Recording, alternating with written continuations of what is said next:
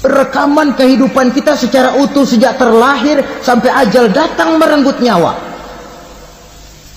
Barangkali mirip dengan video sekarang ini, di mana terekam dengan baik seluruh kegiatan kita sejak yang sekecil-kecilnya sampai kepada yang sebesar-besarnya. Untuk kemudian kita pun menerima balasan. In khairan fa khairun wa in syarran fa syarrun. Kalau baik ya baik balasannya, kalau jahat ya jahat juga balasannya. Catatan-catatan kita diberikan. Kalau banyak kebajikannya diberikan di tangan kanan dengan cara yang halus. Kalau banyak kejahatannya diberikan dari sebelah kiri atau dilempar dari belakang. Itulah sebabnya sejak di dunia ini kita sudah mohon kepada Allah. Ketika berwudu membasuh tangan kanan, apa kita bilang? Allahumma a'tini kitabi biyamini wa hasibni hisaban yasira. Ya Allah, berikan saya kitab di tangan kanan, dan kalau saya memang perlu dihisab, hisablah saya yang seringan-ringannya. Tangan kiri berlindung kita kepada Allah, jangan sampai diberikan kitab di tangan kiri atau dari arah sebelah belakang. Wa a'udzubika an tu'tiya kitabi bishimali aw min wara'i zuhri, dari arah sebelah belakang. Na'udzubillah min dzalik. Setelah selesai lewat proses penghisaban, lewat mizan, timbangan, maka yang sudah selesai dihisab itu bergeraklah menuju sirat, jembatan yang terbentang menuju surga melalui neraka. Saudara-saudara, panjangnya perjalanan sirat itu memakan waktu ratusan tahun. Tetapi orang yang lewat di atas sirat pun macam-macam, bergantung amalannya ketika di dunia ini. Ada yang lewat di atas sirat itu kal barqil khatib, seperti kilat yang menyambar, lep, sudah sampai dia di surga. Cepat bukan main.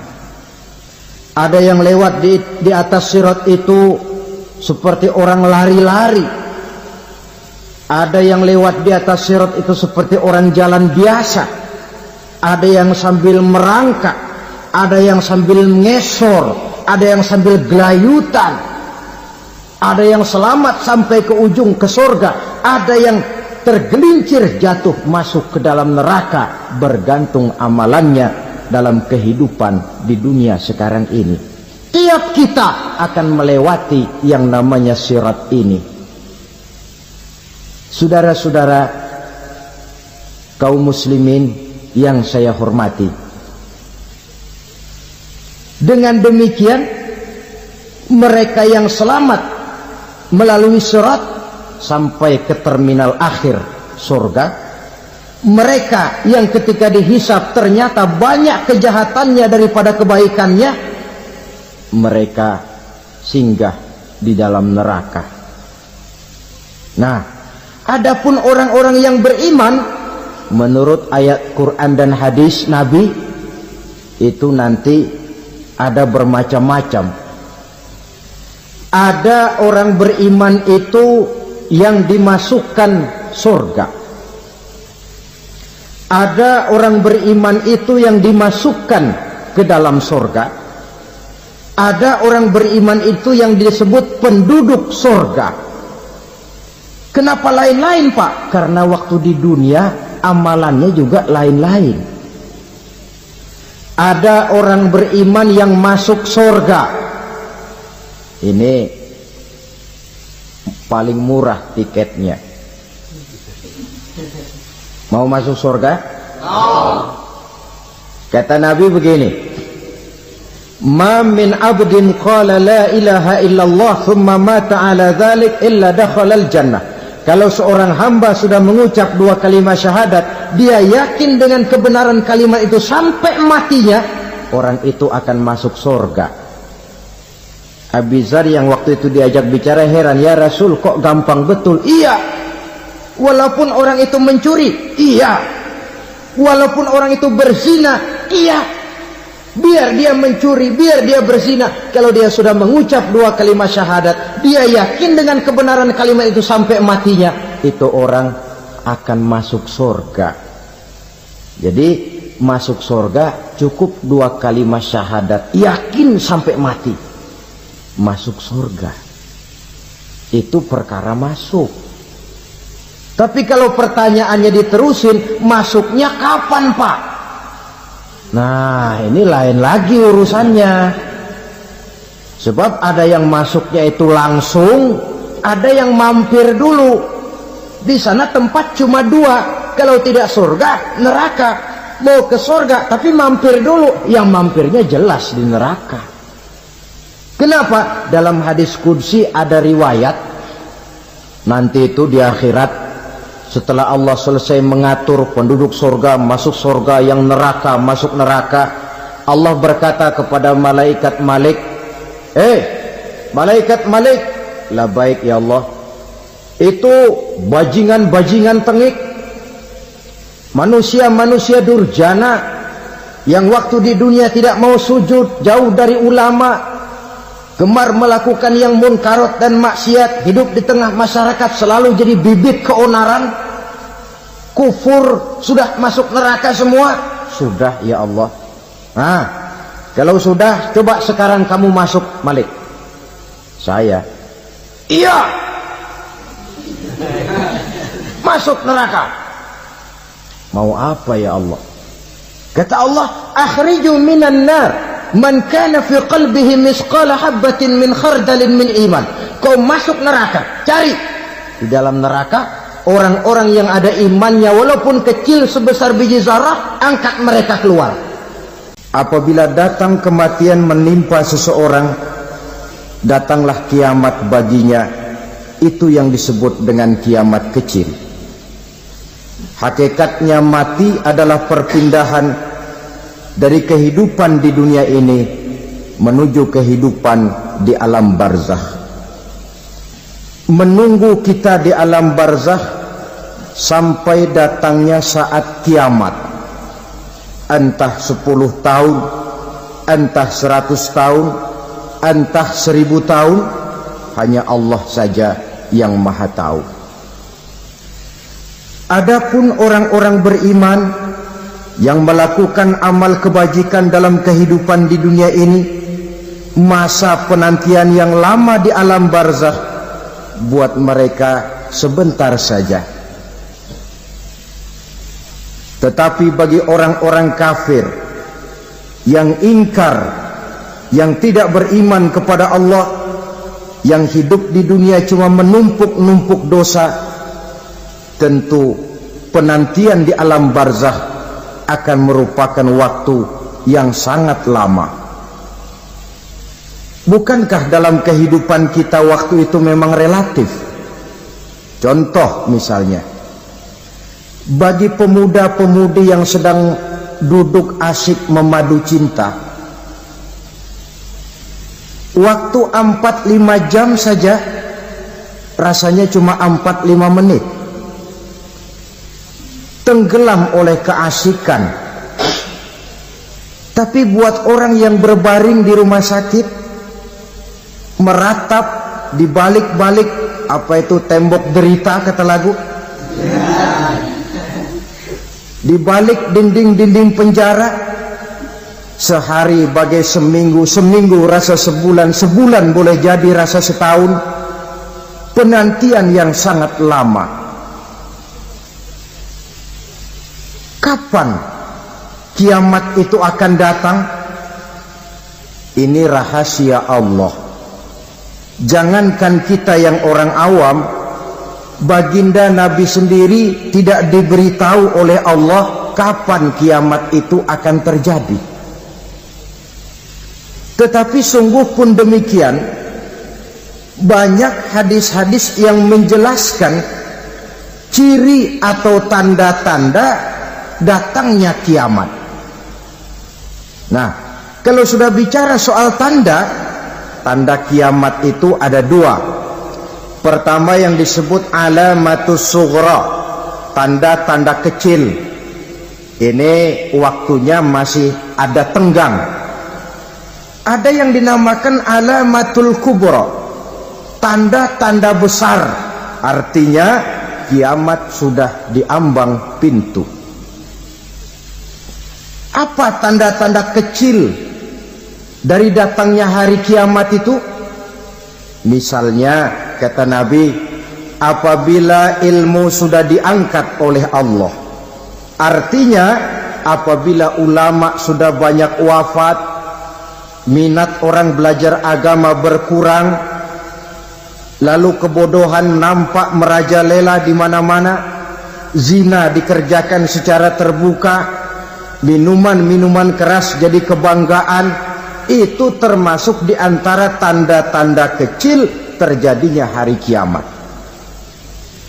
Apalagi misalnya iza waladatil ammatu rabbataha, apabila budak sudah melahirkan tuan.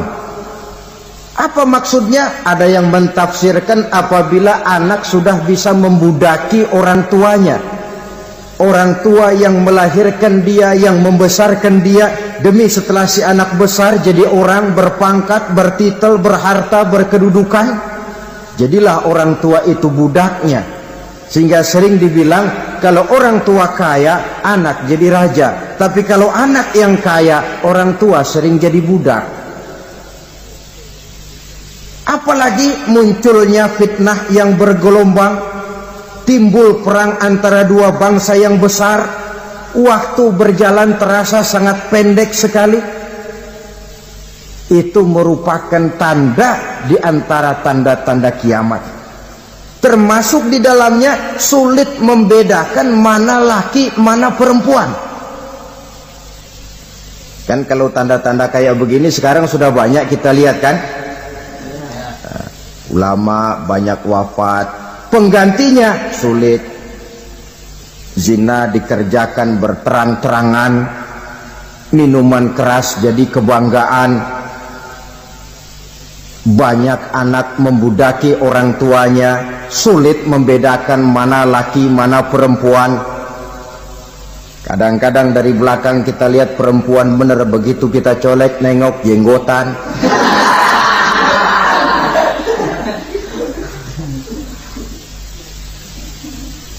Ini termasuk tanda-tanda kecil, masih ada tenggang sampai akan terjadinya kiamat itu. Nah, yang dimaksud dengan tanda-tanda besar, ini tanda besar artinya kiamat sudah diambang pintu. Pertama, matahari terbit dari sebelah barat. Apabila matahari sudah terbit dari arah sebelah barat, tertutuplah sudah pintu taubat. Bersabda Nabi kita, la taqumus sa'atu hatta tatlu'a syamsu min maghribiha. Tidak akan datang hari kiamat sampai matahari terbit dari arah sebelah barat. Fa iza tala'at, manakala matahari telah terbit dari arah sebelah barat, wara'ahan nasu, manusia banyak menyaksikan itu, amanu ajma'un, mereka pun lalu beriman. Yang tadinya kafir, yang tadinya ingkar, yang tadinya membangkang, setelah melihat matahari terbit dari sebelah barat, buru-buru beriman, berlomba-lomba mengucap dua kalimat syahadat. Tapi apa yang terjadi? Kata Nabi, wadzalika hina la yanfa'u nafsan imanuha lam takun amanat min qabl. Hari itu adalah hari yang iman sudah tidak berguna lagi bagi seseorang apabila sebelumnya memang dia tidak pernah beriman. Au kasabat fi imaniha khaira, atau beriman tetapi tidak pernah melakukan kebajikan di dalam keimanannya itu. Hari yang sudah kasib, hari yang sudah terlambat, beriman tidak akan ada gunanya lagi. Ini pelajaran buat kita. Sebelum sang surya terbit dari sebelah barat, sebelum nafas sampai di tenggorokan, artinya pintu taubat masih terbuka. Kalau dua hal itu sudah terwujud, nafas sudah sampai di kerongkongan atau matahari sudah terbit dari arah sebelah barat, tertutuplah sudah pintu taubat. Tak ada lagi gunanya pangkat, jabatan, harta, bahkan beriman pun dalam suasana macam itu, too late, kata orang Kulon. Sudah terlambat. Matahari terbit dari arah sebelah barat. Itu tanda besar, artinya kiamat sudah di ambang pintu. Lalu apalagi tanda besar? Munculnya Dajjal. Dajjal artinya pendusta-pendusta yang menyesatkan manusia. Ada dua macam Dajjal, saudara. Ada Dajjal kecil. Ini Dajjal kelas teri. Kalau ini sejak zaman Rasulullah sudah ada itu. Tiap zaman ada. Di zaman Rasulullah misalnya ada yang bernama Aswad al-Unsi dari Yaman. Ada yang namanya Musailamah al-Kazzab dari Yamama. Ada yang namanya Ibnu Sayyad dari Madinah. Ini Dajjal-Dajjal di zaman Rasul. Musailamatul Kazzab memproklamirkan diri jadi nabi dia. Di zaman Rasul masih hidup. Ini Dajjal zaman Nabi. Di zaman sahabat muncul Dajjal-Dajjal. Di zaman kita sekarang ini Dajjal-Dajjal pun gentayangan. Dajjal-Dajjal kelas teri. Kerjanya mendustakan manusia, menyesatkan manusia, memalingkan manusia dari jalan yang benar dan diridhoi oleh Allah Subhanahu wa taala. Adapun yang merupakan tanda besar dari datangnya kiamat, Dajjal-Dajjal kelas kakap.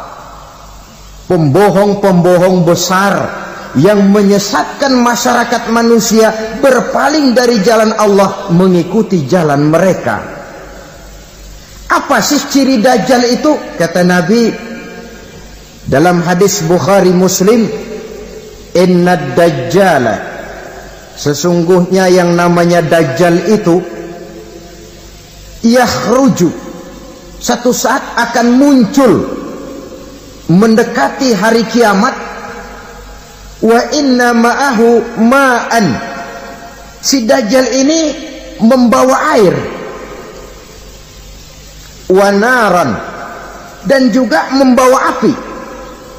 Dua simbol. Di tangan yang satu dia bawa air, di tangan yang satu dia bawa api. Wa ammal ladzi yarahu an-nasu ma'an fanarun, adapun yang orang banyak lihat air, hakikatnya adalah api. Yang dilihat api, hakikatnya adalah air. Oleh sebab itu, kalau api yang ditawarkan, ambillah air. Kalau air yang ditawarkan, pilihlah api. Maksudnya apa ini? Ini bahasa simbol, saudara-saudara. Dajjal bicaranya seolah-olah untuk kepentingan manusia, menawarkan surga. Surga yang dia tawarkan hakikatnya neraka. Hai manusia, kalau kau mau bahagia, jangan dekat-dekat dengan agama. Solat itu tidak efektif dan efisien, tidak produktif dari segi ekonomi itu. Menghadiri majelis taklim cuma buang-buang waktu. Tahajud, tasbih, tahlil, baca Quran, apa itu? Pekerjaan mubazir saja. Hidup ini cuma sekali, masa yang cuma sekali, manfaatkan dengan sebaik-baiknya. Mumpung, dibawanya sifat mumpung, tetapi dalam pengertian yang sangat negatif. Bicaranya seolah-olah untuk kepentingan manusia, tetapi sebenarnya menjerumuskan manusia. Menawarkan air, tapi sebenarnya api. Menawarkan api, tapi hakikatnya air. Buat apa kamu sholat? Buat apa kamu bayar zakat? Buat apa kamu puasa?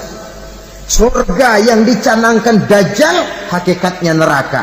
Neraka yang digambarkan Dajjal, pada dasarnya adalah surga. Jadi memutarbalikkan fakta itu kerjaan Dajjal. Yang hak jadi batil, yang batil dibilang hak, yang benar jadi salah, yang salah malah jadi benar. tuntunan disuruh jadi tontonan, tontonan malah menjadi tuntunan. Itu pekerjaan Dajjal profesinya. Zamannya Nabi Adam, Dajjalnya kan iblis. Betul? Betul. Apa sih gang kerayuan iblis itu? Allah setelah menciptakan Nabi Adam kan bilang, Adam, kau dan istrimu Hawa tinggal di surga ini. Seluruh fasilitas yang ada di surga persilahkan kau nikmati. Satu yang tidak boleh, jangan coba-coba dekati pohon khuldi. Dekat saja jangan, apalagi sampai memetiknya.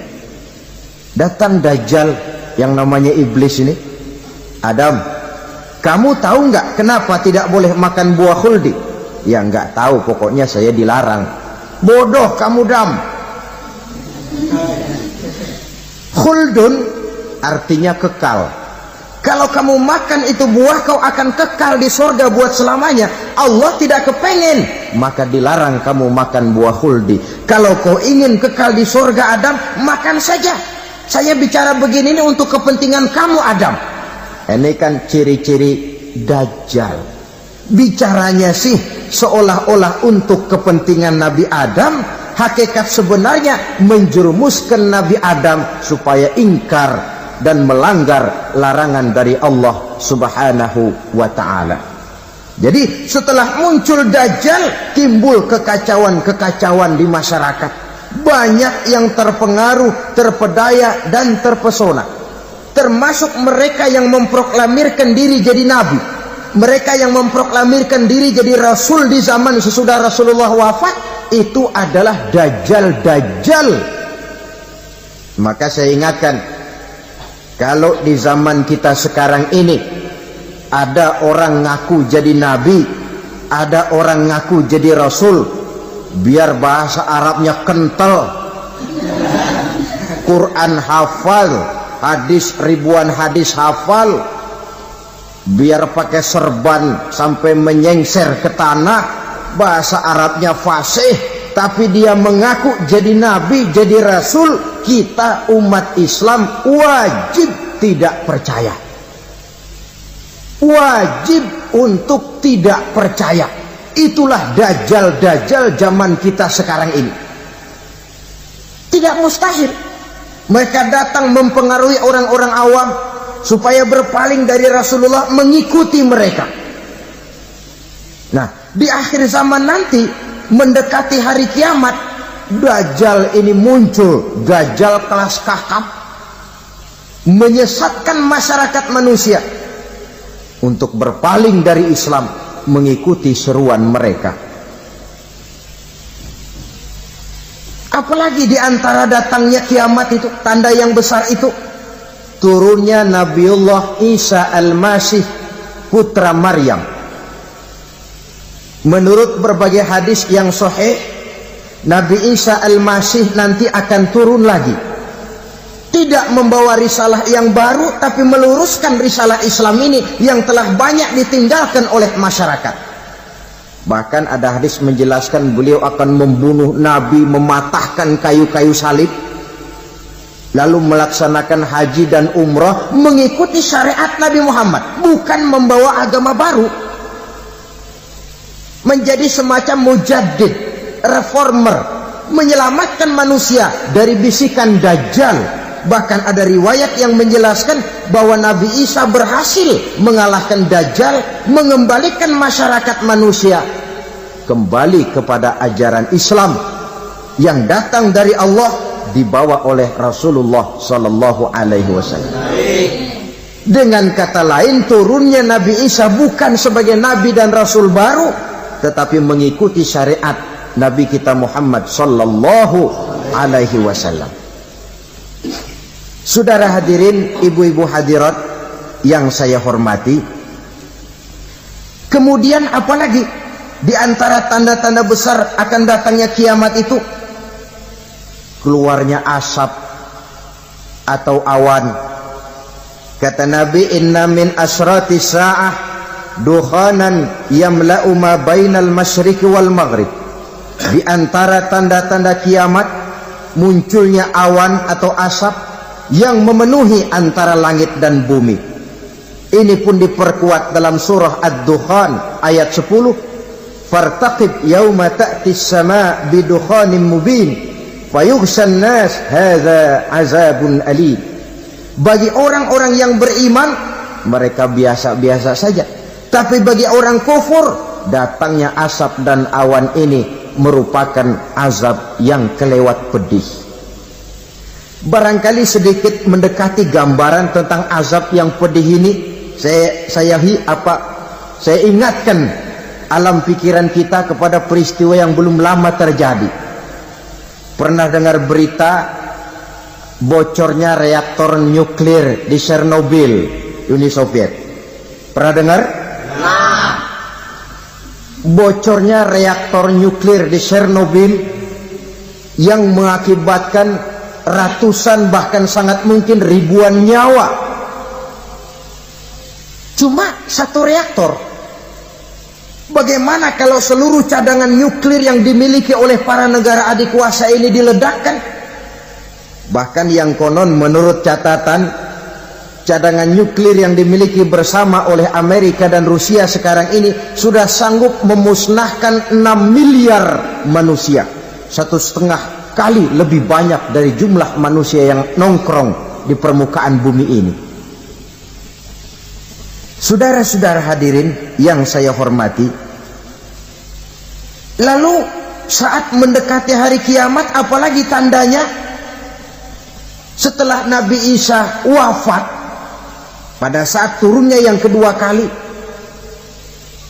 lalu Allah meniupkan angin sejuk, semua orang-orang beriman, orang-orang baik wafat, sehingga penghuni bumi ini cuma tinggal lagi terdiri dari orang-orang kafir.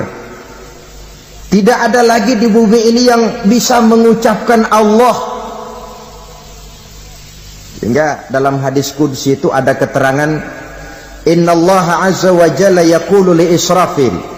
Allah pernah pesan kepada malaikat Israfil, kata Allah, Israfil, iza sami'ta qailan yaqul Allah Allah fa akhirin nafah 40 sanatan ikraman liqailiha.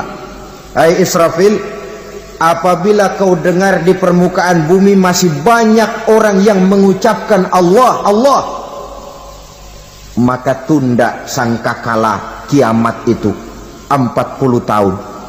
Untuk apa? Ikraman liqailiha, menghormati orang yang mengucapkan Allah Allah itu. Wah, jadi karena sekarang masih banyak yang mengucapkan Allah, besar hatilah kita, masih jauh kiamat itu. Tapi jangan lupa, kiamat pribadi, kiamat kecil itu yang gak kita sangka-sangka. Ajal datang mencabut nyawa, itu kiamat pribadi, dan itu yang pasti kita hadapi, dan itu yang membuat kita tidak boleh bersikap main-main di dalam kehidupan sekarang ini. Saudara hadirin yang saya hormati, tidak ada lagi orang-orang muslim. Seluruh penduduk dunia ini kafir. Lalu terciptalah struktur sosial yang berlandaskan prinsip hidup semau gue. Bakal terjadilah prinsip di mana yang kaya menyantap yang miskin, yang kuat menindas yang lemah. Hidup sudah bagaikan di rimba belantara, berlaku hukum rimba, siapa yang kuat dia yang menang, siapa yang lemah menjadi mangsa. Timbul kekacauan, maksiat merajalela, munkarat menjadi-jadi, sehingga isi bumi ini penuh dengan segala macam perbuatan dosa. Tidak ada perlunya lagi alam diperpanjang temponya. Datang saat yang sudah dijanjikan oleh Allah Azza wa Jalla, maka terjadilah yang disebut kiamat kubra, kiamat besar, kiamat hancur-hancuran. Bagaimana kejadian ini dimulai? Dalam surah Az-Zumar ayat 68, Allah Subhanahu wa taala berfirman, wa nufikha fis-suri fasa'iqa man fis samawati wa man fil ardi illa man sya'allahu, maka manakala ditiuplah sangkakala, terkejutlah seluruh yang ada di langit dan seluruh yang ada di bumi. Bila saat kiamat datang, Allah perintah malaikat Israfil, tiup sangkakalamu. Ditiuplah sangkakala oleh malaikat Israfil, yang akibat daripada tiupan itu seluruh yang ada di langit, seluruh yang ada di permukaan bumi terkejut. Yang ada di langit siapa? Malaikat kan. Bayangin aja kalau malaikat kaget, apalagi kita. Terkejut seluruh makhluk yang ada di bumi, yang ada di langit mendengar suara sangkakala itu. Bunyinya tidak sanggup kita bayangkan dahsyatnya. Ledakan nuklir, ledakan neutron, belum apa-apa ketimbang bunyi sangkakala malaikat Israfil ini. Nah, lalu mendengar bunyi sangkakala ini, gemparlah makhluk, kacaulah alam. Bumi gempa, planet-planet bertabrakan, gunung meletus, air laut tumpah ke darat, angin topan bertiup, halilintar menyambar. Lalu semua yang bernama hidup mati total. Mati bareng tanpa persiapan. La haula wala quwata illa billah. Saya kadang-kadang dalam tafakur bermohon, ya Allah, mudah-mudahan saya enggak nemuin kiamat beneran. Ngeri. Tidak bisa kita bayangkan macam apa suasana seperti itu. Allah saja banyak memberikan gambaran, misalnya Al-Qari'ah, wa mal qari'ah, wa ma adraka mal qari'ah. Kejadian yang menggemparkan. Tahukah kamu apa kejadian yang menggemparkan itu? Yauma yakunun nasu kal farasil mabsus wa takunul jibalu kal ihnil manfus. Pada saat itu manusia berterbangan bagai kupu-kupu, gunung berterbangan seperti kapas ditiup angin. Gunung saja macam kapas, konon lagi manusia. Kematian total, mulai semut sampai gajah mati, jin mati, iblis mati, malaikat mati. Malaikat saja mati.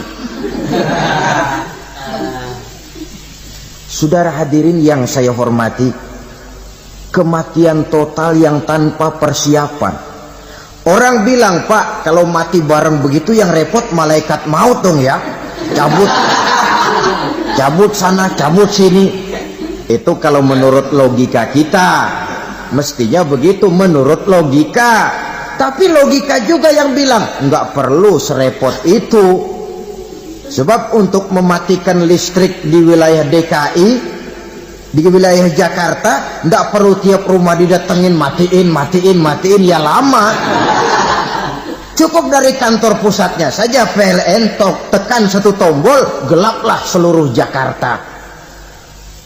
Saudara hadirin yang saya hormati, kematian total. Lalu setelah kematian total, planet-planet juga mati, dalam arti tidak bergerak dan beredar. Angin mati, dalam arti tidak bertiup. Air mati, dalam arti tidak ada riak gelombang. Pokoknya semua mati.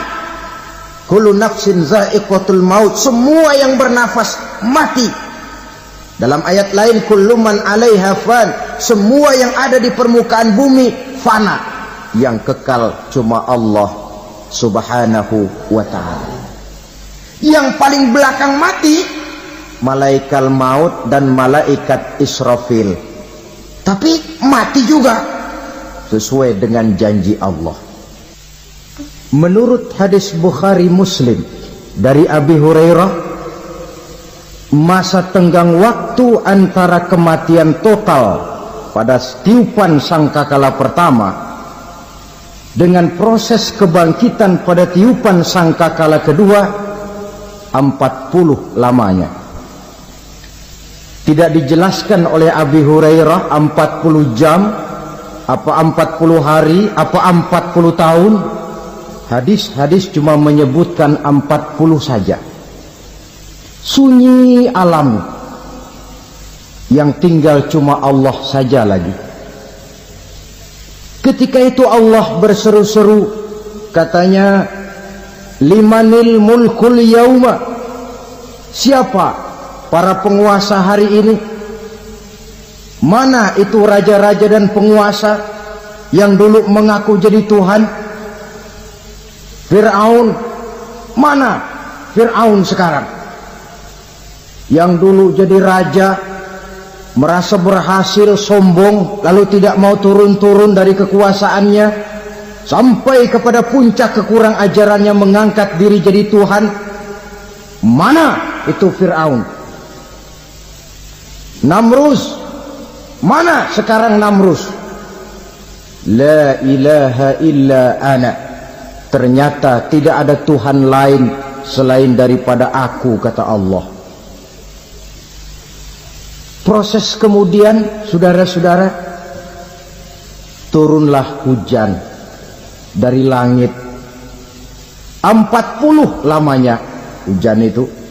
Tidak jelas juga 40 jam apa 40 hari. Setelah air turun membasahi, datanglah tiupan sangkakala yang kedua. Semua yang bernama mati bangkit dari kuburnya masing-masing. Ini yang disebut Yaumul Ba'thi, hari kebangkitan. Allahu Akbar. Pada saat kita bangkit dari kubur kita masing-masing, kumpul di padang mahsyar namanya. Bayangin aja, saya sendiri nggak sanggup bayangin. Manusia sejak zaman Adam sampai zaman kiamat kumpul bareng di tempat sama. Berapa banyaknya itu?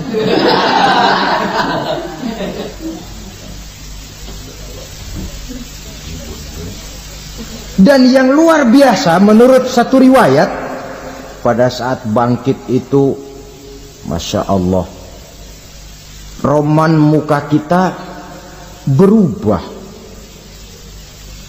disesuaikan dengan amalan kita waktu di dunia ini. Barang siapa yang waktu di dunia amalannya itu amalan tikus, di akhirat nanti dia bangkit dari kubur, mukanya seperti muka tikus. Gagah betul badannya, tapi mukanya seperti tikus. Kenapa? Amalannya waktu di dunia seperti amalan tikus. Apa amalan tikus itu? Suka ngegeragoti barang yang sudah disimpan rapi-rapi. Orang sudah simpan uang rapi-rapi, simpan perhiasan rapi-rapi, digeragoti oleh tikus. Maling-maling, pencoleng-pencoleng, koruptor-koruptor, itu nanti di akhirat nanti kita lihat mukanya seperti muka tikus. Oh, ini waktu di dunia suka nyolong, mukanya seperti muka tikus. Barang siapa yang waktu di dunia ini amalannya itu amalan macan, dia akan bangkit nanti mukanya seperti muka macan. Apa amalan macan? Macan itu amalannya menang-menangan. Orang yang mau menang saja nggak mau mengalah. Coba lihat di hutan, kenal hutan nggak? Di hutan, raja hutan di mana-mana pasti macan, betul kan? Betul. Padahal hutan belum pernah bikin pemilihan umum.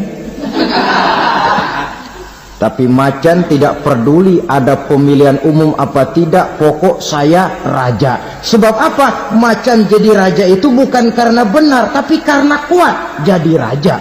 Setelah dia jadi raja, rakyat hutan yang mesti dilindungi malah dimakan oleh raja macan. Kambing rakyat hutan dimakan oleh macan. Ayam rakyat hutan dimakan oleh macan. Itu nanti kita lihat di akhirat itu mukanya seperti muka macan, gagah betul. Lalu barang siapa yang di dunia ini amalannya itu seperti amalan anjing, nanti dia punya muka seperti muka anjing. Apa amalan anjing? Pertama, anjing itu kalau disuruh jaga rumah, dia tidak bisa membedakan mana maling, mana tamu. Biar yang datang maling, kalau bawa tulang, anjing kalem. Yang kedua, anjing itu akan setia kepada siapa saja yang memberinya roti. Siapa yang memberinya roti, itulah majikannya. Apa kata majikannya, pasti dia laksanakan. Soal benar atau salah, dia tidak peduli. Setelah anjing dapat roti, dia tidak punya pilihan lain kecuali bilang, abdi mah kumaha juragan wae ayeuna mah.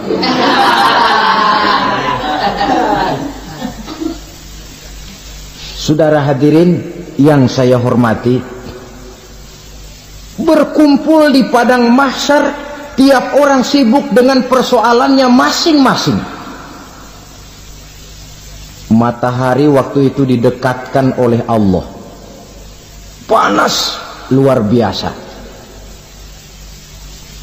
Ada yang saking panasnya itu mencucurkan peluh keringat sampai sebatas mata kakinya. Ada yang keringatnya sampai sedengkulnya, ada yang keringatnya sampai sepusatnya, ada yang keringatnya mengalir sampai sebahunya. Ada yang kelelap oleh keringatnya sendiri, sementara orang di sampingnya nggak apa-apa. Bergantung lagi amalan dia waktu di dunia ini. Saudara-saudara, sebagian orang dalam kepanikan padang mahsyar berombong-rombong datang mereka menghadap Nabi Adam. Ya Adam, anta abal bashar. Hai Adam, Tuhan adalah bapak moyang manusia. Kami sebentar lagi akan disidang, dimintakan pertanggungan jawab. Tolonglah kami, hai Adam. Kata Nabi Adam, jangankan nolongin sampean, saya sendiri tanggung jawab di hadapan Allah. Ketika dulu tidak boleh makan khuldi, saya serobot. Sudahlah, urus diri masing-masing saja, nafsi. Begitu kata Nabi Nuh, begitu kata Nabi Ibrahim. Tiap orang bertanggung jawab sendiri-sendiri. Ketika itulah saudara-saudara, nikmatnya menjadi umat Nabi besar Muhammad sallallahu alaihi wasallam. Sebab apa? Walaupun menurut abjad kita ini umat paling belakang, kan paling belakang kita ini toh, karena Nabi Muhammad adalah Nabi akhir. Tapi akan dihisap lebih dulu, lewat di atas sirat lebih dulu, masuk surga lebih dahulu ketimbang umat-umat belakangan. Ketika Rasul mendekati ajal, beliau tanyakan itu kepada malaikat Jibril. Malaikat Jibril berkata, Muhammad jangan khawatir, Allah sudah berjanji, inni haramtul jannata ala sairil anbiya hatta tadkhulaha anta, wa haramtuha ala sairil umami hatta tadkhulaha ummatuka. Surga aku haramkan buat seluruh nabi kecuali kalau engkau Muhammad sudah masuk ke dalamnya, dan surga aku haramkan buat seluruh umat kecuali kalau umatmu Muhammad sudah masuk ke dalamnya. Logikanya, walaupun menurut abjad kita umat paling belakang, bakal dihisab paling dulu, lewat di atas sirat paling dulu, masuk surga paling dulu, kalau mampir ke neraka juga paling dulu. Ya resiko. Jangan mau enaknya aja paling dulu. Saudara hadirin yang saya hormati, setelah masa kebangkitan itu jangan dikira begitu bangkit langsung diperiksa.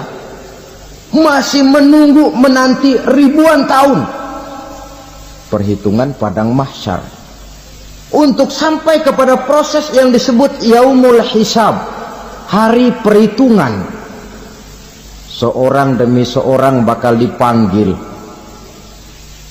Bayangkan saja, kita se-RT saja di absen, kadang-kadang perlu waktu lama.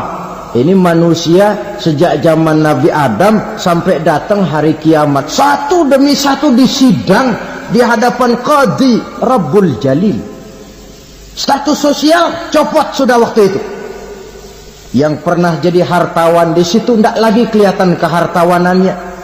Yang pernah jadi jenderal tidak lagi dipanggil jenderalnya. Yang ustadz tidak lagi dipanggil al-mukarramnya. Seluruh status sosial selesai. Dipanggillah kita seorang demi seorang menghadap Qadhi Rabbul Jalil. Bagaimana proses penghisaban itu? Pertama, proses tanya jawab. Di antaranya ada hadis menyatakan, lan tazula qadama 'abdin yaumal qiyamah hatta yus'ala an arba'i khisalin. Besok di hari kiamat tidak akan bergeser telapak kaki seorang hamba sampai dia ditanya lebih dulu tentang 4 persoalan. Tentang ilmunya. Kemana ilmu itu diamalkan? Tentang umurnya. Di mana umur itu dihabiskan? Tentang masa mudanya. Kemana masa muda itu dipakai? Tentang hartanya. Dari mana harta itu didapat dan kemana harta itu dibelanjakan. Ini termasuk proses tanya jawab. Jadi kalau istilah pengadilan dunia, nama Fulan bin Fulan.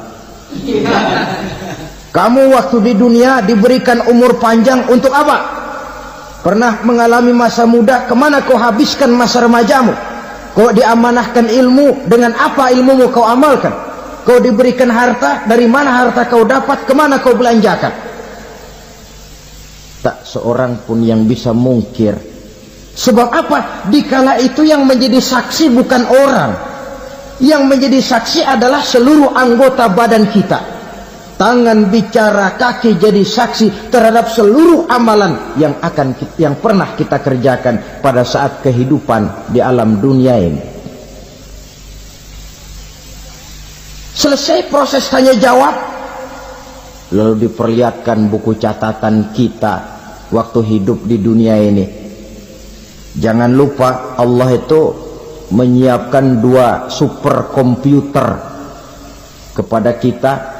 Sebelah ditempelin sebelah kanan, yang sebelah tempelin di sebelah kiri. Komputer itu namanya Raqib dan Atid. 2 malaikat yang apabila baik kita lakukan, refleks saja akan menulis kebajikan kita. Jahat kita kerjakan akan tertulis. Catatan itu nanti diperlihatkan kepada kita. Waduh, alangkah malunya pada saat diperlihatkan catatan kita, buku rapot kita merah melulu. Barangkali diperiksa sambil diomelin, brengsek lo. Buku merah melulu begini, bagaimana waktu hidup di dunia? Tidak cukup diperlihatkan buku catatan kehidupan, rekaman kehidupan. Rekaman kehidupan kita secara utuh sejak terlahir sampai ajal datang merenggut nyawa. Barangkali mirip dengan video sekarang ini, di mana terekam dengan baik seluruh kegiatan kita sejak yang sekecil-kecilnya sampai kepada yang sebesar-besarnya. Untuk kemudian kita pun menerima balasan. In khairan fa khairun wa in syarran fa syarrun. Kalau baik ya baik balasannya, kalau jahat ya jahat juga balasannya. Catatan-catatan kita diberikan. Kalau banyak kebajikannya diberikan di tangan kanan dengan cara yang halus. Kalau banyak kejahatannya diberikan dari sebelah kiri atau dilempar dari belakang. Itulah sebabnya sejak di dunia ini kita sudah mohon kepada Allah. Ketika berwudu membasuh tangan kanan, apa kita bilang? Allahumma a'tini kitabi biyamini wa hasibni hisaban yasira. Ya Allah, berikan saya kitab di tangan kanan, dan kalau saya memang perlu dihisap, hisaplah saya yang seringan-ringannya. Tangan kiri berlindung kita kepada Allah, jangan sampai diberikan kitab di tangan kiri atau dari arah sebelah belakang. Wa a'udzubika an tu'tiya kitabi bishimali aw min wara'i zuhri, dari arah sebelah belakang. Na'udzubillah min dzalik. Setelah selesai lewat proses penghisaban, lewat mizan, timbangan, maka yang sudah selesai dihisab itu bergeraklah menuju sirat, jembatan yang terbentang menuju surga melalui neraka. Saudara-saudara, panjangnya perjalanan sirat itu memakan waktu ratusan tahun. Tetapi orang yang lewat di atas sirat pun macam-macam, bergantung amalannya ketika di dunia ini. Ada yang lewat di atas sirat itu kalbarkil khatib, seperti kilat yang menyambar, lep, sudah sampai dia di surga. Cepat bukan main. Ada yang lewat di atas sirat itu seperti orang lari-lari. Ada yang lewat di atas sirat itu seperti orang jalan biasa.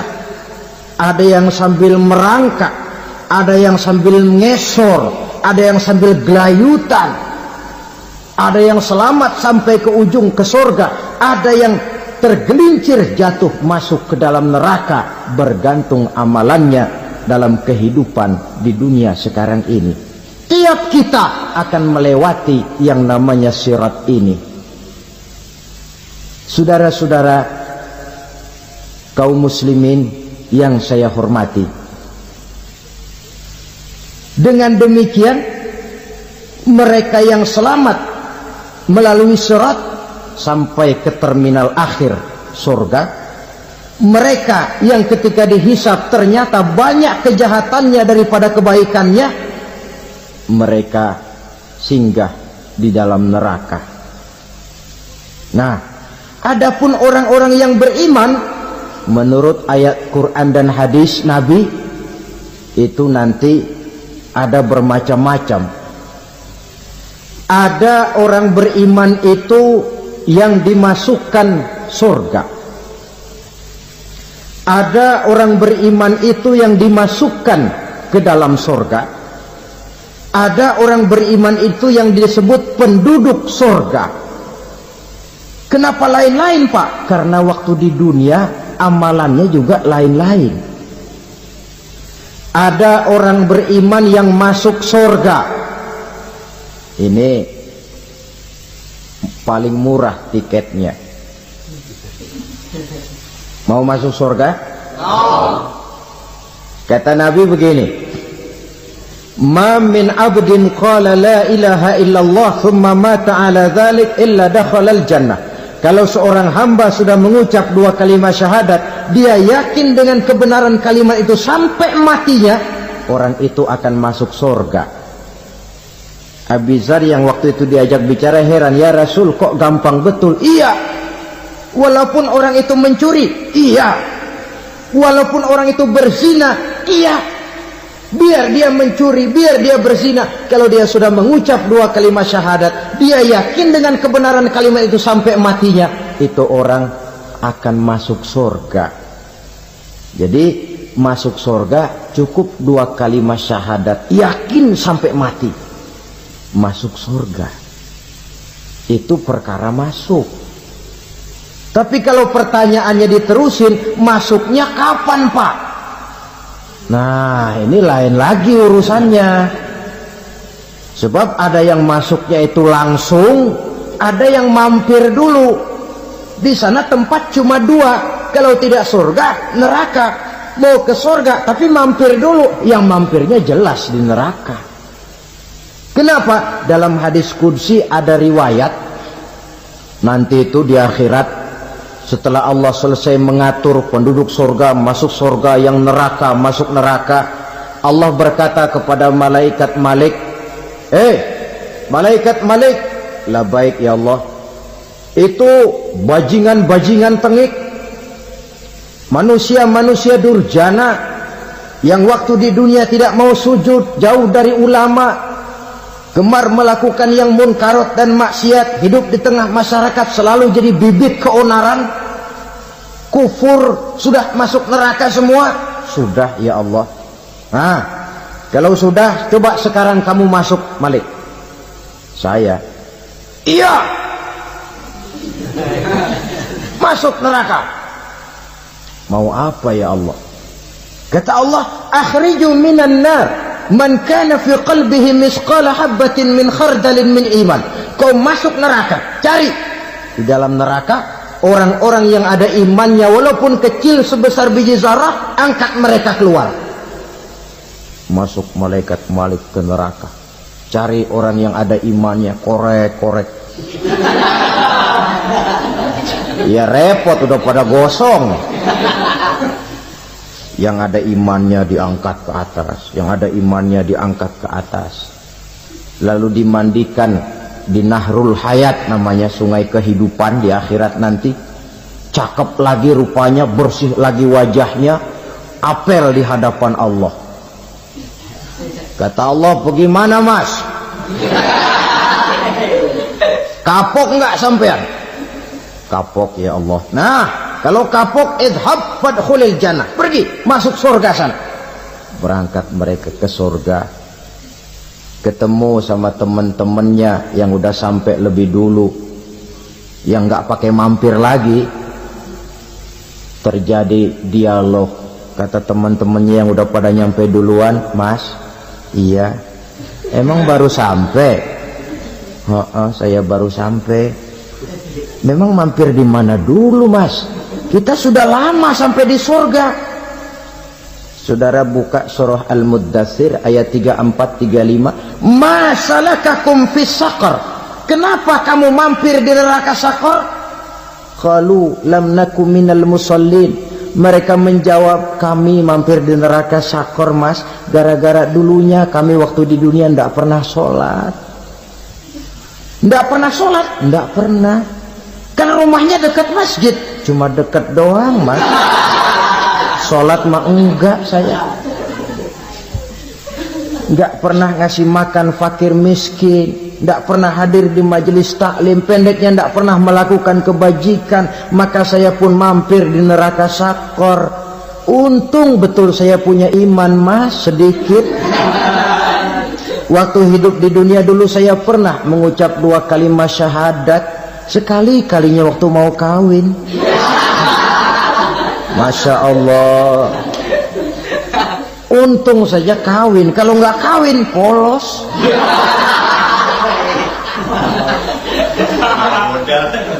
Itu juga pengulu sudah setengah mati ngajarin. Asyhadu alla, asyaduaan, asyaduaan.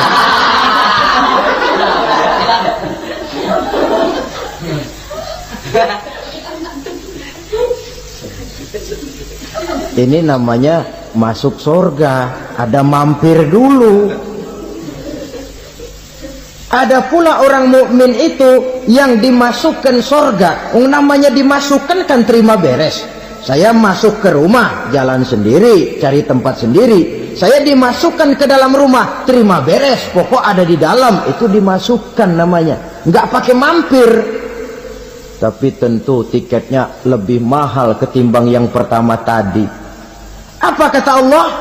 Innal ladzina amanu wa amilus solihat la ukaffiranna anhum sayyi'atihim wa la udkhilannahum jannah. Sesungguhnya orang-orang yang beriman kemudian beramal soleh, kami hapuskan segala dosa dan kesalahannya, kami masukkan mereka ke dalam surga. Lihat ayatnya. Allah yang memasukkan, kita yang dimasukkan. Tidak pakai transit, tidak usah mampir. Cuma tidak cukup syahadat, tidak cukup amanu, tapi diiringi dengan wa'amilus salih. Iman, amal. Tidak cukup syahadat, lalu dibuktikan dia sholat, dia zakat, puasa, lalu dia melakukan berbagai macam kebajikan. Ini yang menyebabkan dia tidak pakai mampir di tempat yang bernama Saqar. Lalu ada pula orang mukmin itu yang disebut penduduk sorga. Wah, ini sudah VIP ini. Ashabul jannah, penduduk sorga. Siapa mereka? Kata Allah, innal ladzina amanu summa istaqamu fala khaufun alaihim wala hum yahzanun ulaika ashabul jannah hum fiha khalidun. Sesungguhnya orang-orang yang beriman lalu istiqamah, tetap dalam melaksanakan perintah Allah, tidak goyah, tidak labil tapi stabil, istiqamah, mereka tidak takut dan tidak bersedih hati. Merekalah penduduk sorga. Iman, istiqamah. Tidak punya duit, sembahyang. Banyak duit, sembahyang. Miskin, sembahyang. Kaya, tetap sembahyang. Istiqamah. Kadang orang kalau susah rajin ke masjid, banyak duitnya ngelihat masjid melengos.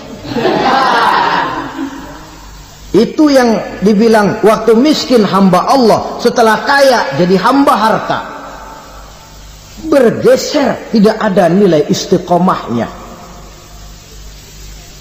Saudara-saudara, dengan begitu penduduk neraka itu dua. Ada penduduk permanen, ada penduduk yang semi permanen.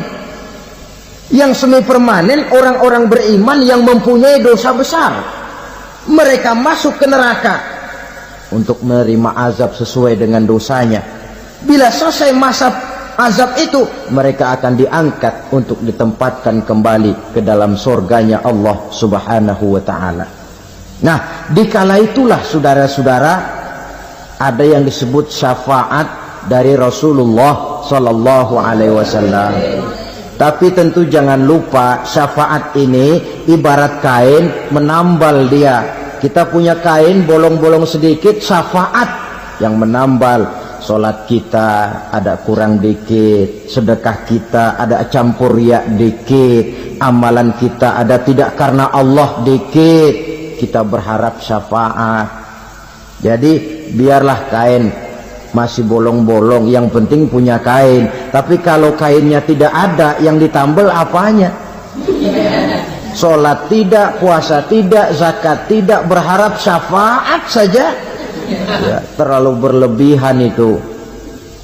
Saudara hadirin yang saya hormati, apabila selesai proses penghisaban, proses penghitungan, maka dikala itulah manusia terbagi dalam dua kelompok besar.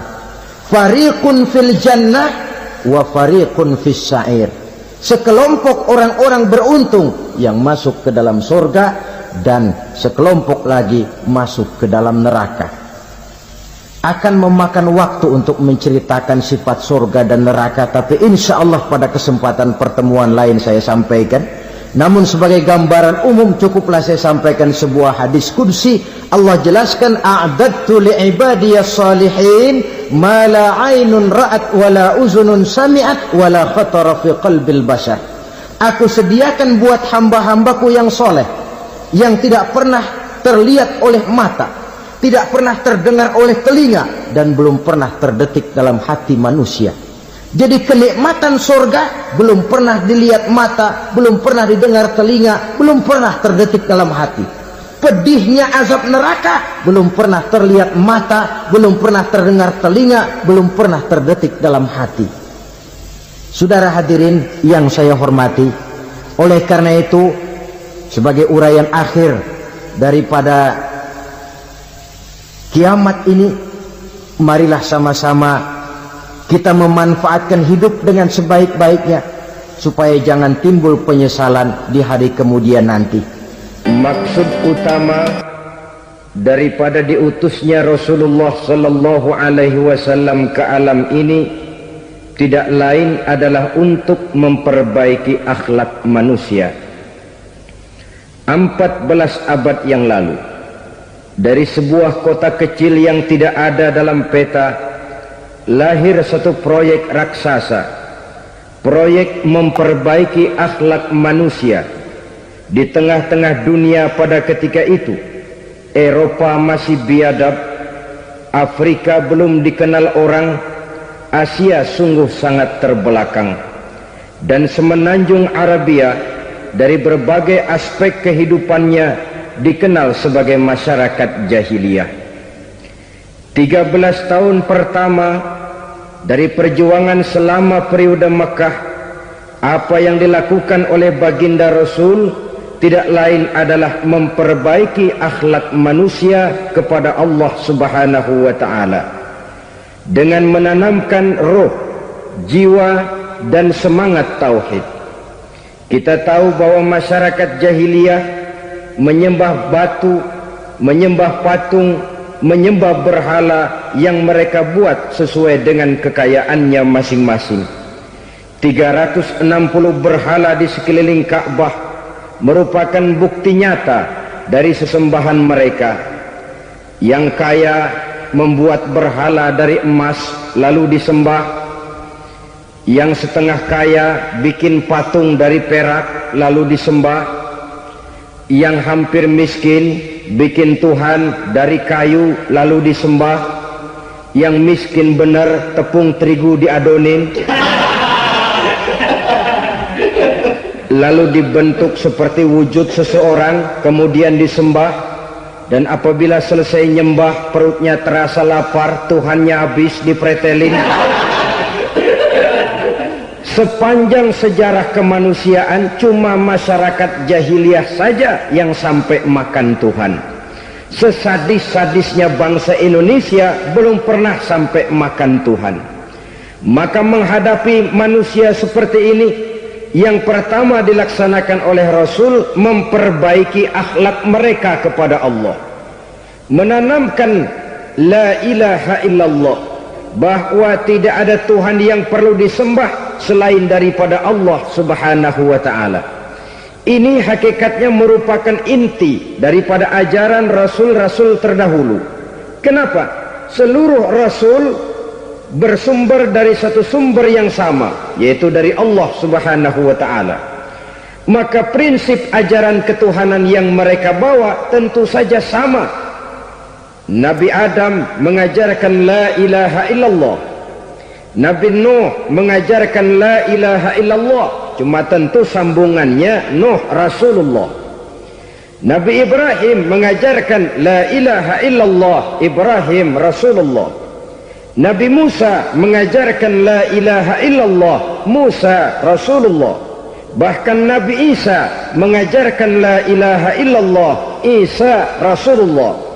Dan Nabi Muhammad mengajarkan la ilaha illallah, Muhammadur Rasulullah. Akhlak manusia kepada Allah dengan menanamkan tauhid. Jadi kalau ingin berakhlak yang benar kepada Allah, jaga tauhid, pegang teguh akidah. Saudara-saudara kaum muslimin rahimakumullah, lawan daripada tauhid adalah kufur. Kufur bisa dua, bisa kufur iman, bisa kufur nikmat. Kufur itu sifatnya, kafir itu orangnya. Ada orang kufur iman, dan ini merusak akhlak kepada Allah Subhanahu wa ta'ala. Kufur iman itu kadang-kadang bentuknya syirik, orangnya disebut musyrik. Kufur iman itu kadang-kadang bentuknya nifaq, orangnya disebut munafik. Kufur iman itu kadang-kadang bentuknya riddah, orangnya disebut murtad. Ini merupakan jenis daripada kufur-kufur iman dan tergelincirnya manusia daripada akhlak kepada Allah Subhanahu wa ta'ala. Benar, di zaman sekarang kita tidak menyembah berhala. Memang di zaman sekarang kita tidak menyembah patung. Iya, kita tidak berkeyakinan Tuhan lebih dari satu. Tapi kadang-kadang akhlak kita kepada Allah sering lentur dan luntur, sering bergoyang dan tergoncang, sering kena erosi dan polusi. Bahwa kita tidak menyembah Latta, Uzza, Manat dan Hubal seperti masyarakat jahiliyah dahulu, memang. Tapi Latta zaman sekarang, Uzza zaman sekarang, Manat dan Hubal di zaman sekarang, berhala-berhala di abad kita sekarang ini, kadang-kadang bernama harta, kadang-kadang bernama wanita, kadang-kadang bernama tahta, mungkin juga bernama Toyota. Sesuatu yang lebih kita agungkan daripada Allah, menjelmalah dia menjadi berhala-berhala di zaman kita sekarang ini. Manakala kita di kantor sudah lebih takut kepada kepala bagian kita daripada kepada Allah, maka Tuhan kita barangkali adalah kepala bagian kita. Manakala kita sudah lebih takut kepada manusia daripada kepada Allah, bergeserlah akhlak kita kepada Allah, mengagungkan manusia dan menomorduakan Allah. Maka di zaman sekarang akhlak kita kepada Allah sering kena erosi, sering kena polusi. Mungkin karena sulitnya lapangan kerja, tingginya tensi ekonomi, persaingan hidup yang makin tajam, sulitnya mencari lapangan kerja, orang kadang-kadang nekat, sedikit pertimbangan, picik pandangan, mudah melakukan potong kompas, sehingga terjadilah perbuatan-perbuatan yang memelencengkan akhlak kita kepada Allah Subhanahu wa ta'ala. Kadang-kadang terjebak mempercayai selain daripada Allah, kadang-kadang terjebak di dalam mengagungkan yang selain daripada Allah lebih dari yang seharusnya. Terkenalah akhlak kita kepada Allah jaringan-jaringan erosi dan polusi. Kufur sebagai lawanan daripada tauhid merupakan sifat daripada orang yang tidak berakhlak kepada Allah. Bentuknya pertama bisa syirik. Syirik itu artinya meyakini ada Tuhan lain selain daripada Allah. Itu yang namanya syirik. Jadi percaya Tuhan ada, cuman Tuhannya kelebihan.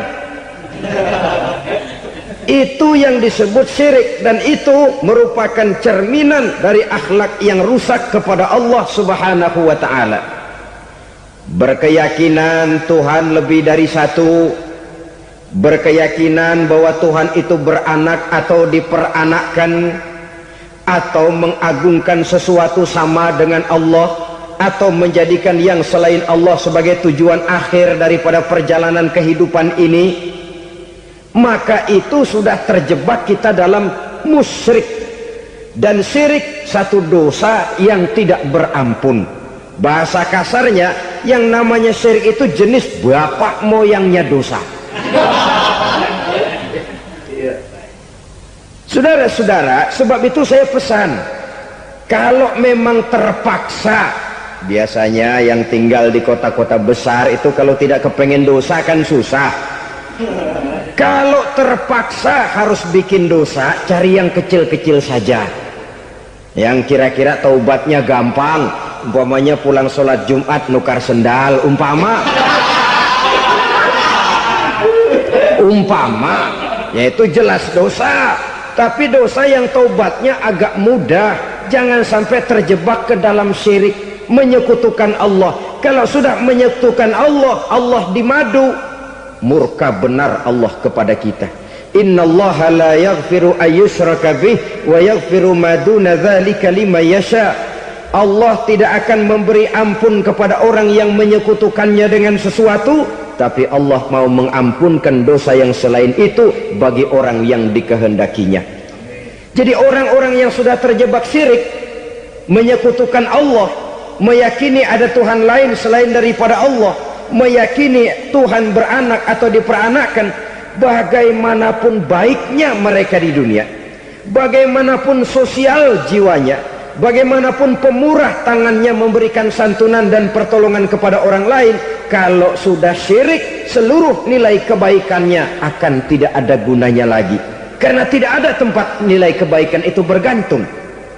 Sedangkan kita berbuat baik agar diterima oleh Allah. Kalau Allahnya marah kepada kita, siapa yang akan menerima nilai kebaikan itu sendiri? Ini bentuk yang pertama. Yang nyata-nyata menyembah berhala, syirik. Yang nyata-nyata beriktikad Tuhan lebih dari satu, syirik. Atau yang tersamar. Yang tersamar itu yang sering jadi penyakit kita. Saya sejak ada perkutut ini di rumah, perkutut. Saudara-saudara, yang merusak akhlak kepada Allah, yang merusak tauhid setelah syirik, bisa juga berbentuk nifak. Nifak itu sifatnya, orang yang punya sifat nifak disebut munafik. Asal katanya dari nafakun. Nafakun itu satu lubang yang punya dua muka, seperti goa, ada tempat masuk, ada tempat keluar. Maka munafik orang yang punya dua muka. Kalau bahasa kita, pandai bermain minyak di atas air, manis jika berhadapan, balik belakang lain bicara. Sehingga apa yang dinamakan nifak, kata Imam Ali Al-Jurjani dalam kitab ta'rifatnya, izharul imanu bil lisan wa kitmanul kufri bil qalbi. Menyatakan, menampakkan iman dengan lidahnya, tapi menyembunyikan kekafiran dalam hatinya.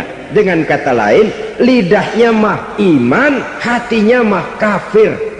Padahal hati itu yang dilihat, padahal hati itu yang dinilai. Kenapa lidahnya mengaku iman? Ya mungkin karena kepepet, mungkin karena kepentingan, mungkin karena ingin mencari kelemahan orang, lalu dia pura-pura beriman, tapi sesungguhnya hatinya kufur.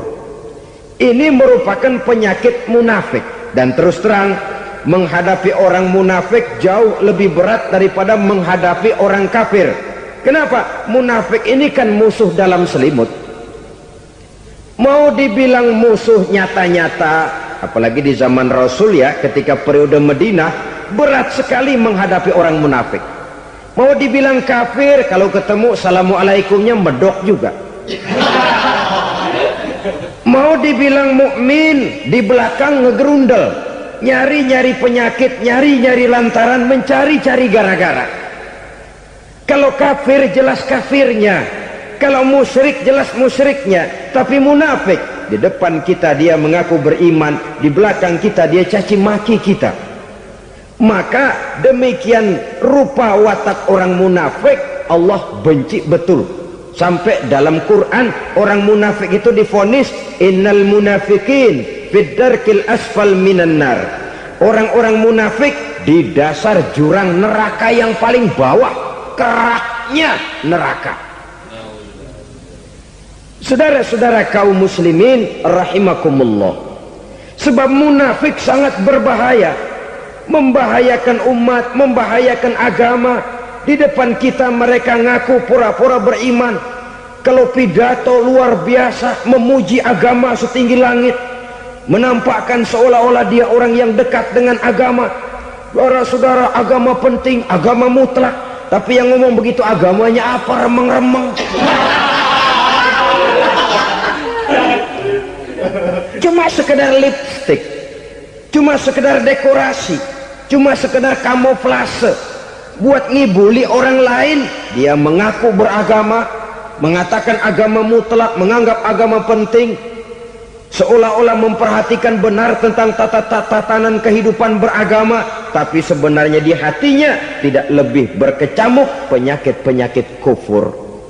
Maka sifat munafik ini termasuk menodai tauhid, artinya merusak akhlak kita kepada Allah Subhanahu wa ta'ala. Sifat yang ketiga yang juga merusak akhlak kita kepada Allah dinamakan riddah. Riddah itu sifatnya, orang yang punya sifat riddah disebut murtad. Murtad keluar dari Islam. Keluar dari Islam tentu tadinya di dalam Islam. Oleh satu perbuatan dia bisa menjadi murtad. Misalnya tadinya dia iman benar kepada Allah, tapi melarat. Kadang-kadang sehari masak, 3 hari libur. Akhirnya oleh kesulitan ekonomi dia tidak kuat. Ada yang menawarkan kebaikan, dibawain supermi, dibawain obat-obatan, diberikan beras. Goyah imannya, keluar dia dari Islam, ikut agama orang yang memberikan pertolongan kepadanya, memilih kesenangan sebentar dengan mengorbankan kebahagiaan yang kekal. maka orang semacam itu riddah sifatnya, murtad orangnya, keluar dari Islam. Dan yang menyebabkan kita murtad bukan cuma orang nyata-nyata memproklamirkan diri keluar dari Islam tapi lalu mengikuti agama orang lain, bukan cuma itu. Mengakui ada Rasul lagi sesudah Nabi Muhammad bisa menyebabkan kita murtad. Mengingkari nikmat Allah bisa menyebabkan kita murtad. Meyakini semua agama benar bisa menyebabkan orang menjadi murtad. Meragukan kesempurnaan dan kelengkapan Al-Quran bisa menyebabkan orang jadi murtad. Mengingkari sunnah bisa menyebabkan orang menjadi murtad. Banyak hal-hal yang bisa mendatangkan penyakit riddah dan membuat pelakunya menjadi murtad, dan ini menodai akhlak kita kepada Allah Subhanahu wa ta'ala. Itu tadi kufur iman, saudara-saudara, nyata-nyata mengingkari Allah baik dalam bentuk syirik, nifak ataupun riddah. Kufur yang kedua dinamakan kufur nikmat. Apa itu kufur nikmat? Sitru nikmatil mun'im au ya'malu fi mukhalafatil mun'im. Menutup-nutup nikmat Allah atau melakukan perbuatan yang menentang, bertentangan dengan kehendak yang memberikan nikmat. Jadi kufur nikmat pertama, nutup-nutupin Tuhan. Tuhan jalingin. Duit lu banyak amat, dari mana? Gua kerja.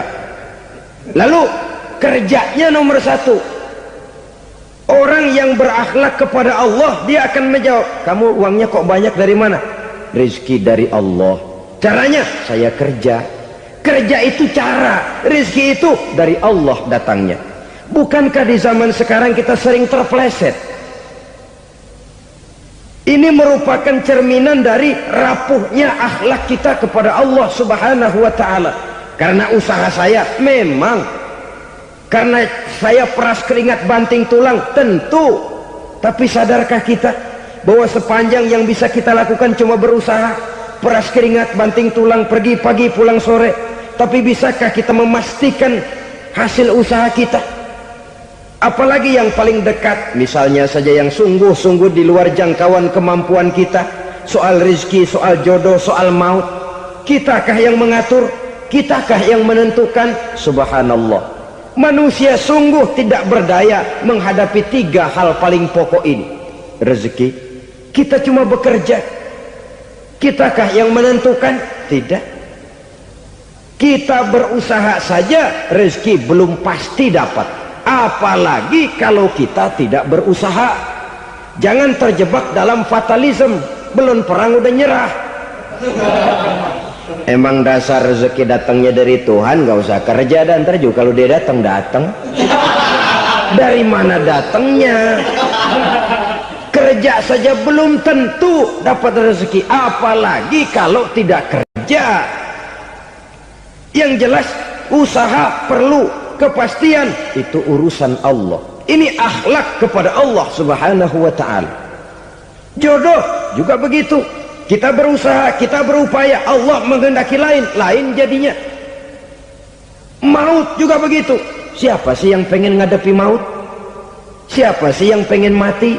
Siapa sih yang pengen ketemu malaikat Israel? Tidak seorang pun kalau ditanya, kecuali mereka yang putus asa ya. Kalau otaknya masih normal, mau mati mesti belakangan dulu udah dikit.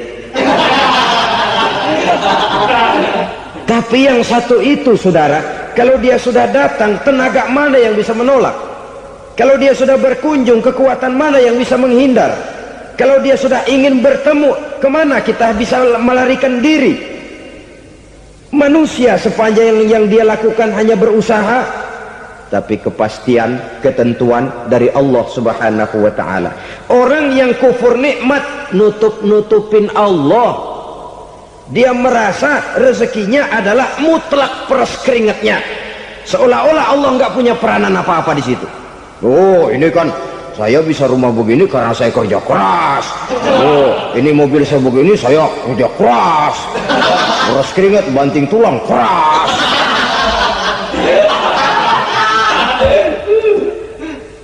Saudara-saudara kaum muslimin rahimakumullah, jadi menutup-nutupi Allah. Akibatnya nanti kalau dia berhasil, Allah ketutupan. Kalau dia gagal, orang lain dicaci maki, dicari kambing hitam. Yang kambing hitam kan mahal, karena orang sering cari-cari kambing hitam. Jarang orang mau jujur kalau bertemu kesulitan lalu mencari sebab pada dirinya sendiri. Yang paling enak ya nyalain orang. Lo begitu. Orang lain yang paling enak kita salahin. Au ya'malu fi mukhalafatil mun'im, atau dia melakukan sesuatu yang tidak sesuai dengan kehendak yang memberikannya nikmat. Diberikan kita tangan, mulut sih nggak berhenti. Terima kasih Tuhan, alhamdulillah saya dikasih tangan. Cuma nih tangan enteng mat nabokin orang mulu. Itu sudah mukhalafatul mun'im, bertentangan dengan kehendak yang memberikan nikmat. Diberikan harta, mulutnya mah basah, terima kasih Tuhan, alhamdulillah dikasih harta, tapi pelitnya minta ampun, kikir koret medit. Ini juga termasuk kufur nikmat, mempergunakan suatu nikmat bertentangan dengan kehendak daripada yang memberikan nikmat itu sendiri. Saudara-saudara kaum muslimin rahimakumullah, oleh karenanya kufur iman memang lebih bahaya daripada kufur nikmat. Tapi jangan lupa, kufur nikmat bisa menyeret orang kepada kufur iman. Nah kalau Allah udah dialingin, Tuhan sudah dinomor duain, lama-lama kenapa dia tidak mendewakan dirinya sendiri, mendewakan pangkatnya, mendewa-dewakan otaknya, mendewa-dewakan kemampuannya? Pada awalnya dia memang cuma kufur nikmat, tapi lambat laun kalau ini tidak diobati secara pasti, orang akan mengarah kepada kufur iman. Bisa berbentuk syirik, bisa berbentuk nifak, bisa berbentuk riddah. Saudara-saudara, oleh karena itu menjaga akhlak kepada Allah mutlak penting. Sebab apa? Kita tidak berakhlak kepada manusia saja, kita dikucilkan dari pergaulan. Kalau kita tidak berakhlak kepada Allah, dikucilkan oleh Allah. Hadis qudsi menyatakan, man lam yashkur ala na'mai wa lam yasbir ala balai falyakhruj min tahtis samai falyatlub rabban siwaya. Kata Allah, siapa orang yang tidak mau bersyukur terhadap nikmat yang aku berikan kepadanya dan tidak mau sabar terhadap ujian yang aku berikan kepadanya, falyakhruj min tahtis samai, persilakan saja keluar dari kolong langitku, waliyatlub rabban siwaya, tolong cari Tuhan lain selain daripada aku. Murka Allah, diusir, cuman gak kedengeran aja. Siapa yang tidak mau syukur terhadap nikmatku, siapa yang tidak mau sabar terhadap ujian yang aku berikan kepadanya, persilakan keluar dari kolong langitku ini, cari Tuhan lain selain aku. Nah, langit Tuhan yang punya, Tuhan kita lawan, diusir dari kolong langit, mau pindah ke kolong mana?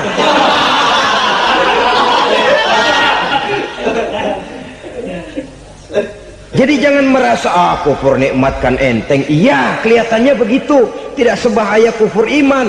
Tapi kufur nikmat ini merupakan anak tangga yang kalau kita sudah mulai naik, kita akan naik terus sampai kepada tingkat di mana kita mengalami kufur iman.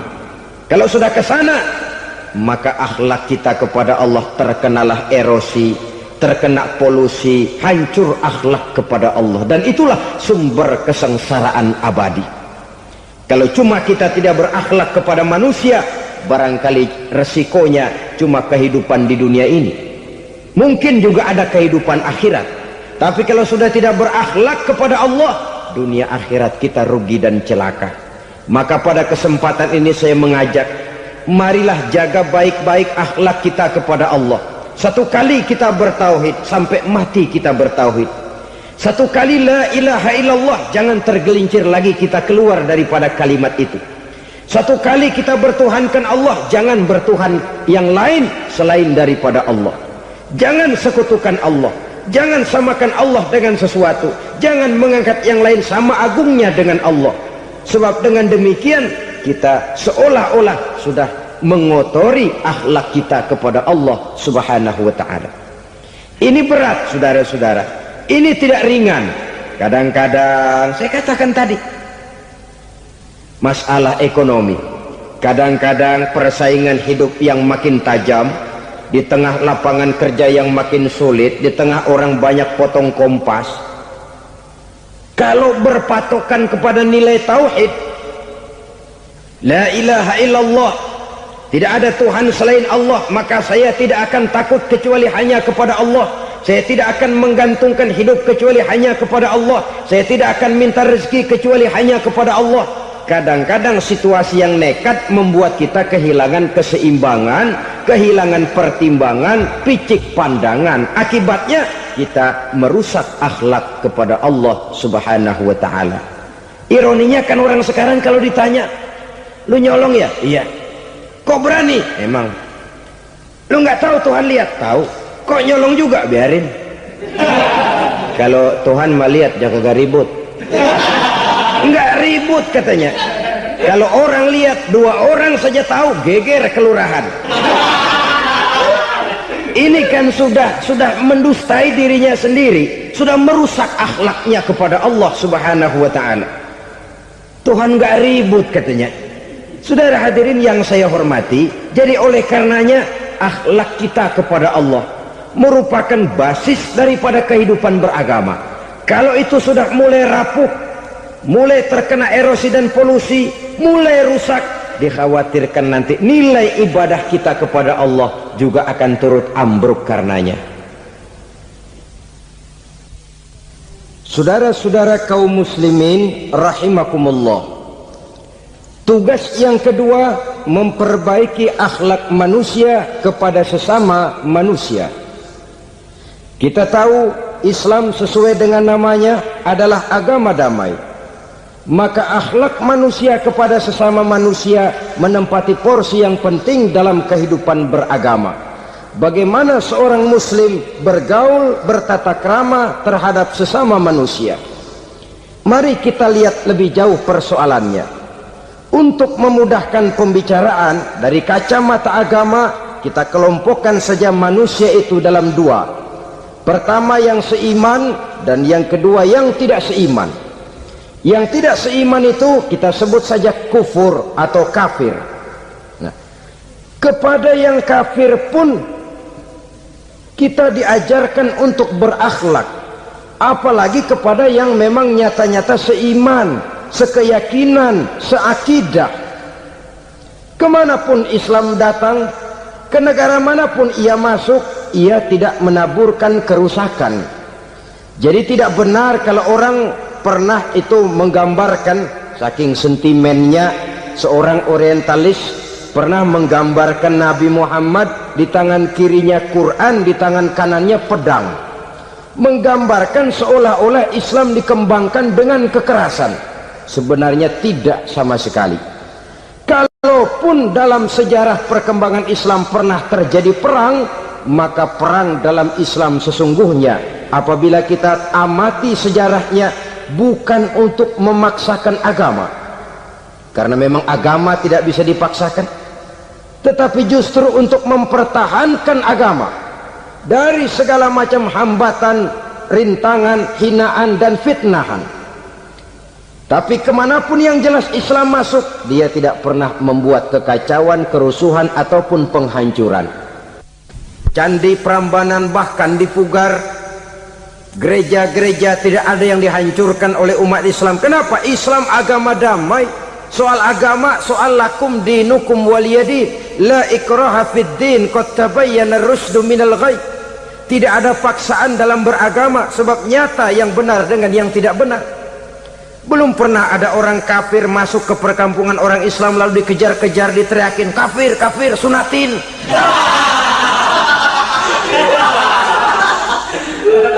Belum pernah. Kenapa? Islam menghormati orang lain agama. Nah, yang kafir ini macam-macam, saudara. Ada kafir harbi. Nah, ini kafir kerok. Ini kafir yang nyata-nyata memproklamirkan permusuhan kepada umat Islam. nyata-nyata mengganggu ketenangan umat Islam. Kafir yang seperti ini yang boleh diperangi. Misalnya kita mau sembahyang Jumat dijagain, nggak boleh sembahyang Jumat, getok palanya. Kafir harbi artinya tantangan perang datang dari mereka, bukan kita yang mulai, mereka yang buka front. Prinsipnya umat Islam tidak boleh mencari-cari musuh, tapi pun tidak boleh lari kalau ketemu musuh. Musuh jangan dicari, ketemu jangan lari. Karena itu kesan seolah-olah umat Islam ini teroris, umat Islam ini destroyer, umat Islam ini sering menimbulkan keonaran, kerusakan. Sungguh satu fitnahan yang sangat keji. Umat Islam adalah umat yang cinta damai. Islam di masa perkembangannya masuki Eropa melalui Selat Gibraltar, Jabal Tariq, memasuki Spanyol. Islam tidak pernah meruntuhkan gereja, Islam tidak pernah membunuh orang-orang Nasrani. Bahkan Islam mewariskan peradaban dan kebudayaan yang begitu tinggi nilainya di bidang ilmu pengetahuan, sampai ketika itu Barat banyak mengkaji ilmu pengetahuan dari dunia Islam. Buku-buku berbahasa Arab diterjemahkan ke bahasa Yunani, dipelajari oleh para cendekiawan di negeri Barat sana. Mereka mengambil manfaat yang banyak dari masuknya Islam ke Eropa. Sementara gereja tetap berdiri dengan megahnya. Kuil-kuil tempat peribadatan tidak satupun yang diusik-usik. Kenapa? Islam agama yang cinta damai. Asal dia tidak diganggu, asal kehormatannya tidak dihinakan. Jadi kafir harbi, kafir yang nyata-nyata nantang perang, ngajak berkelahi. Itu kafir yang nyari penyakit. Kafir harbi ini boleh diperangi dengan catatan mereka yang memang mulai. Yang kedua kafir zimmi. Kafir zimmi, kafir yang hidup di tengah mayoritas muslim, tapi mereka mau hidup dengan aman, damai, tenang. Mereka wajib dilindungi. Bahkan Nabi pernah memberikan satu jaminan, man azazimmiyan faqad azani. Siapa yang mengganggu orang kafir zimmi sama saja dengan mengganggu saya. Kehormatannya dijaga, harta bendanya dilindungi, anak istrinya pun dilindungi. Dan ini jadi kenyataan. Saudara bisa lihat di negara-negara yang mayoritas penduduknya beragama Islam, orang-orang kafir di luar Islam hidup dengan tenang, aman, damai.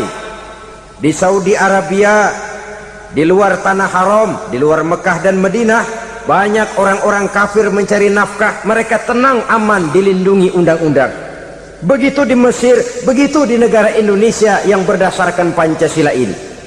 Kehidupan beragama menimbulkan gairah, rukun, tenang, aman, damai, sepanjang tidak saling ganggu, tidak saling usik, menghargai orang yang sudah beragama, tidak menjadikan penganut suatu agama sebagai sasaran dari dakwah agama lainnya. Saudara-saudara kaum muslimin rahimakumullah. Jadi memang oleh Al-Quran kita dianjurkan asyidda alal kuffar ruhama bainahum. Tegas kepada orang kafir, kasih sayang kepada sesama muslim. Tapi tegas bukanlah berarti marah-marahan, bukan berarti musuh-musuhan, bukan ngajaki perang. Tegas dalam arti punya garis tentang kehidupan beragama, lakum dinukum waliyadin. Soal kehidupan sosial, mari kerjasama. Bangun jalan, ayo rame-rame. Siskamling, mari bebarengan. Bikin puskesmas, mari sama-sama. Tapi kalau sudah soal agama, itu tidak perlu ada toleransi agama. Yang perlu toleransi antar umat beragama. Kalau umatnya mau kerjasama silakan, tapi tidak menyangkut soal ibadah. Jangan kerjasama di bidang ibadah. Itu kerjasama yang salah pasang, saudara-saudara. Sehingga dengan demikian toleransi adalah menyangkut kehidupan antar umat beragama. Sedangkan agama sendiri punya coupling yang nyata. Sehingga dengan demikian tegas kepada orang kafir dalam arti kita punya satu kepribadian. Tidak ngambang. Enggak, lalu kalau ditanya orang, sebenarnya agama lu apa sih? Ah, gua mah gimana musimnya aja. Agama pakai musim kayak rambutan. Akhirnya ya begitu, musim-musiman. Ke masjid kelihatan, ke gereja hayo, ke candi nongol, ke apa? Bingung malaikat bagaimana nyatetnya nih bocah ini. Di mana aja ada. Kita punya satu kepribadian, saya muslim dan garis saya ini, lakum dinukum waliyadin. Bagi Tuhan persilakan agama Tuhan, bagi kami agama kami. Kami hormati Tuhan, Tuhan hormat kepada kami. Tapi soal agama, kaplingnya jelas. Kerjasama, mari urusan muamalah, bidang sosial. Yuk kita sistemling sama-sama dengan orang lain agama. Mari jaga kerukunan, kesatuan, persatuan, kekompakan. Perbaiki jalan yang rusak, mari sama-sama. Mendandani jembatan yang runtuh, mari sama-sama. Tapi sembahyang, kaplingnya lain-lain. Sebab Nabi juga dulu pernah ditawarkan begitu loh sama kafir jahiliyah dulu, Quraisy itu. Sudah Muhammad, sekarang begini saja, kita join aja daripada marah-marahan. Hari ini saya oke, menyembah Tuhanmu Allah. Besok gantian kamu menyembah Tuhan kita, Latta, Uzza, Manat dan Hubal. Turun, qul ya ayyuhal kafirun la a'budu ma ta'budun. Soal ibadah kaplingnya jelas, tidak boleh dicampur adukkan. Sebab kalau tidak, kita akan mulai kehilangan identitas diri, dan disitulah krisis kehidupan keyakinan beragama dimulai dari krisis identitas. Hujan gede kan mulainya gerimis dulu. Di mana-mana ya gerimis dulu. Gerimis makin lama makin gede. Kita akan mulai dengan kehilangan identitas diri. Dari sana nanti kita malu mengakui keislaman kita. Kalau orang Islam malu mengakui keislamannya, ini kan ironi, menyedihkan. Ngakui Islamnya saja malu, menonjolkan keislamannya malu. Tidak ada rasa bangga beragama. Padahal ini modal dasar. Hanyalah dengan rasa bangga beragama kita lalu konsekuen. Bangga yang tidak konsekuen, wah pokoknya kan gua kan Islam, agama yang paling benar. Tapi hidupnya sendiri jauh dari tuntunan Islam. Itu bangga yang tidak beralasan, bangga yang tidak perlu dibanggakan sebenarnya. Kebanggaan yang membuat kita konsekuen dan dekat dengan kehidupan beragama. Jadi dengan demikian saudara-saudara, kepada non-muslim kita juga harus berakhlak. Bukankah ini sudah dicontohkan oleh Rasul? Bagaimana beliau disambiti orang di Taif, yang menyambiti malah didoakan. Bagaimana Suraqah mau membunuh beliau, malah Suraqah didoakan. Bagaimana Abu Jahal dan Abu Lahab saking mangkalnya. Ini Abu Jahal pernah gali lubang di kamarnya sendiri, di depan tempat tidurnya. Setelah dia gali lubang, ditutupin pakai keraras korma. Lalu dia tarik selimut, belagak meriang. Dia pesan pesuruhnya, bilangin Muhammad encangnya meriang. Pamannya sakit, minta ditengokin. Nabi dengan segala husnuzonnya berangkat nengokin. Abu Jahal dari balik selimut ngintip. Ah, itu dia Muhammad, itu dia tuh. Dia tuh masuk Dani, masuk. Mulai di jalan, senang Abu Jahal. Terus dah. Begitu ke pelosok, masuk ke lubang, gue pendem terus dah. Memang niatnya mau mencelakakan Nabi. Sudah tinggal beberapa langkah lagi Nabi akan berjalan ke arah lubang itu. Malaikat Jibril ngasih tahu, Muhammad, Abu Jahal pamanmu cuma pura-pura sakit. Di depan tempat tidur itu ada lubang sudah dia gali untuk menjerumuskan kamu. Sudah balik pulang. Balik badan Nabi. Sudah hampir mau melangkah, kakinya malah muter pulang. Abu Jahal yang ngelihat Nabi sudah hampir jatuh nggak jadi, balik pulang. Lupa kalau lagi sakit. Udah Muhammad buruan sini. Nabi ke pintu, dia kejar. Dia lupa sama lubang yang dia gali. Begitu dia kejar, dia yang ke pelosok masuk ke dalamnya. Sejak saat itu ada pepatah, man hafara hufratan waqa'a fiha. Siapa yang suka nggali lubang, dia sendiri bakal terpelosok ke dalamnya.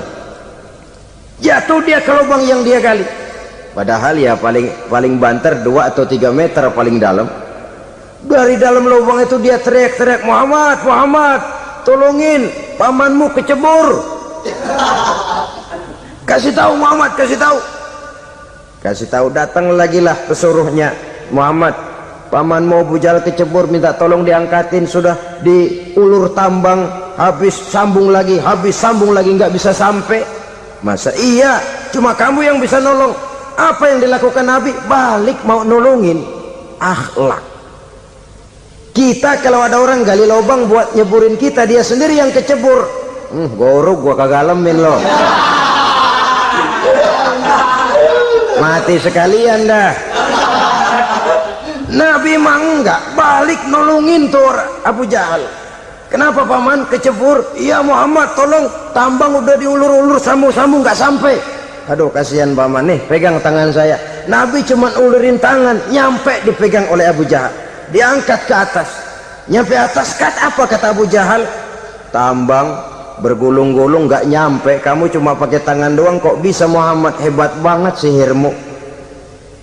Mukjizat dia bilang sihir, udah ditolongin nyela lagi, kan yang enak kita injak palanya. Orang dulu bilang wah katanya nolongin anjing kejepit, udah selesai ditolongin malah yang nolong digigit. Saudara hadirin yang saya hormati, kepada orang-orang kafir kita harus berakhlak, menghormati mereka, tidak memaksakan satu keyakinan dalam batas-batas yang ditolerir oleh agama, yaitu pada masalah-masalah sosial dan muamalah. Itu kepada non muslim, apalagi kepada sesama muslim. Baik akhlak kepada orang tua, akhlak kepada guru, akhlak kepada jiran atau tetangga, itu semua termasuk dalam akhlak kepada sesama manusia.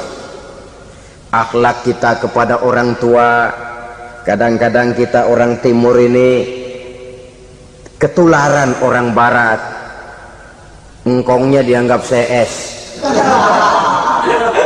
salaman main kedet aja halokong, engkongnya bahalo dibengong. Saudara-saudara kaum muslimin rahimakumullah, akhlak yang tua kepada yang muda, akhlak yang muda kepada yang tua, kepada jiran dan tetangga, kepada sanak famili dan handai tolan, pendeknya kepada sesama muslim.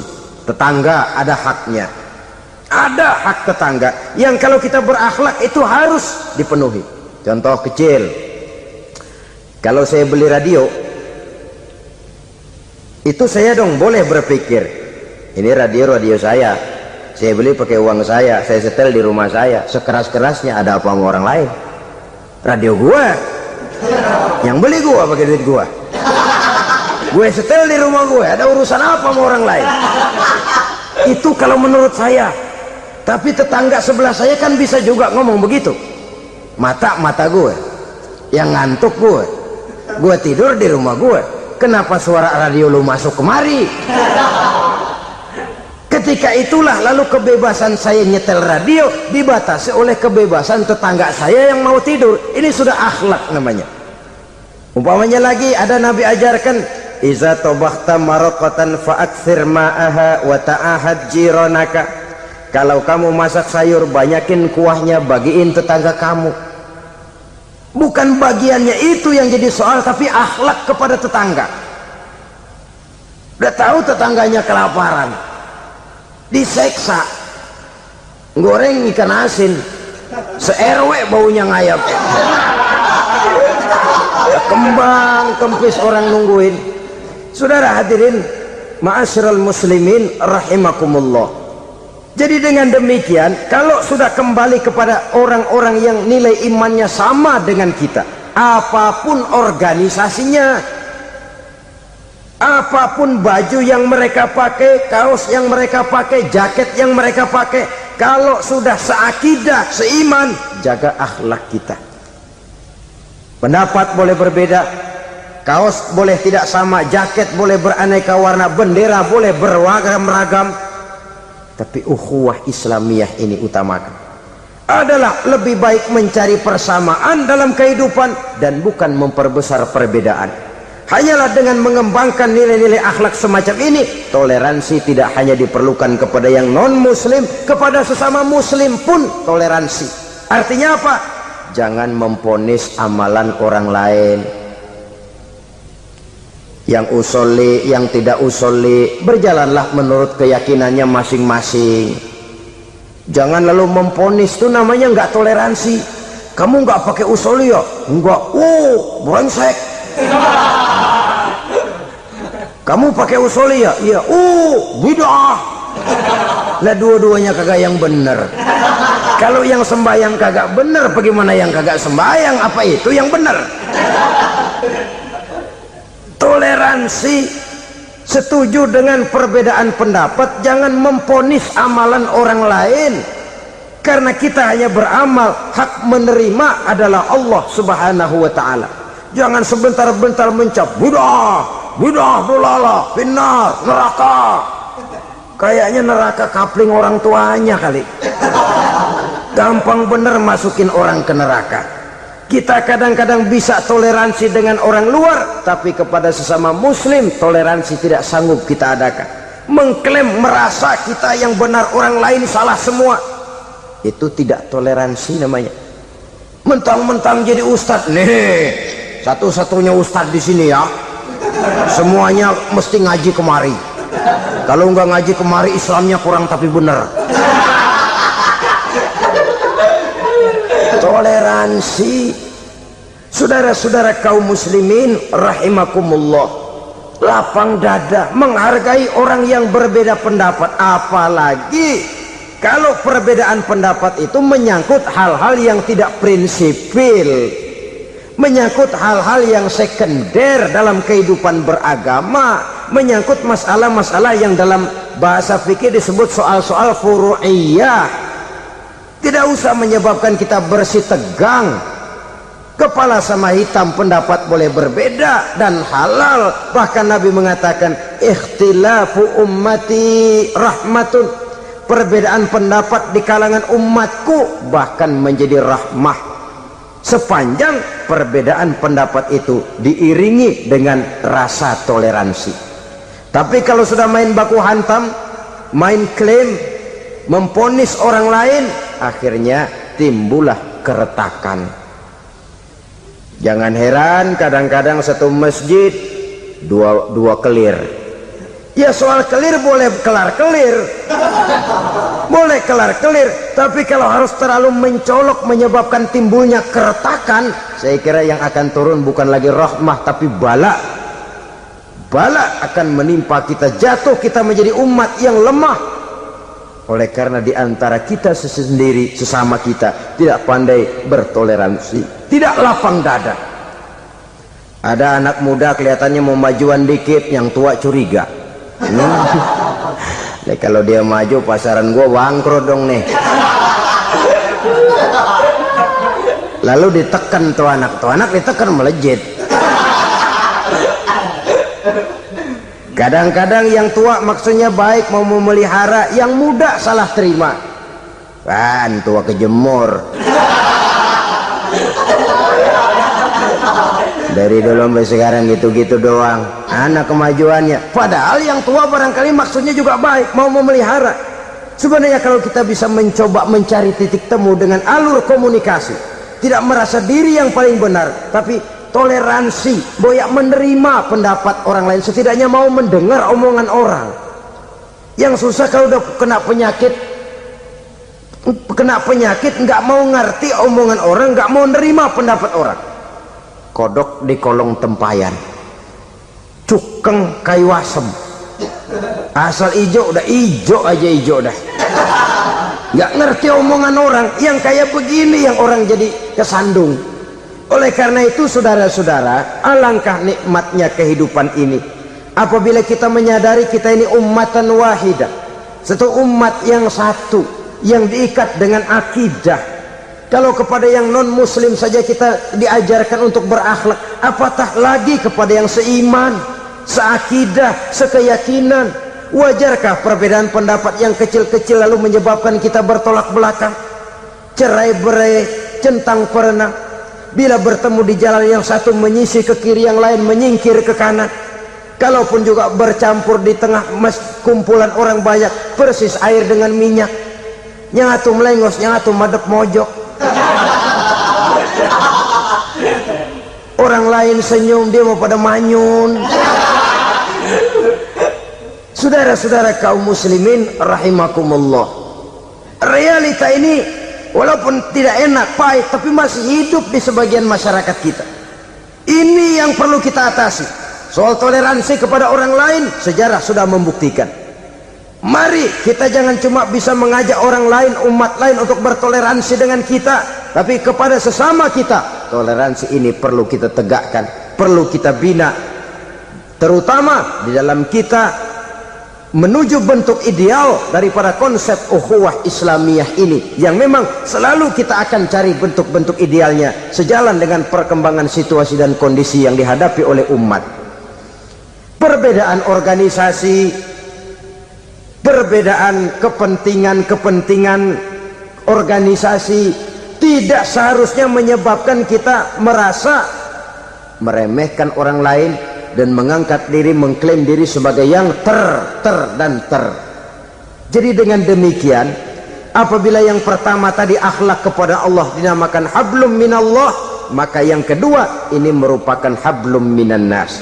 Jikalau baik akhlak kita kepada Allah, baik akhlak kita kepada manusia, nikmat rasanya menjalani kehidupan. Kadang-kadang orang akhlaknya kepada manusia baik, tapi kepada Allah tidak baik. Hormat sama yang tua, menyayangi yang muda, sama tetangga rukun, tapi sama Tuhan nggak mau sujud. Ini baik kepada manusia, tapi tidak berakhlak kepada Allah. Atau sebaliknya, sujudnya sama Allah mah tekun, bener, khusyuk, bahasanya juga fasih, luar biasa. Tapi sama manusia sombong, takabur, ujub, merasanya dia doang yang paling benar. Sebab iblis itu ya, itu kadang-kadang datang lewat hati, dan memang selalu markasnya di situ. Kalau dia tidak bisa menggoda kita dengan yang lain, dia tumbuhkan sifat ujub. Dia bisikin, wah memang di kampung ini yang paling banyak ibadahnya ente, yang lain mana, lihat tuh kerocok semua.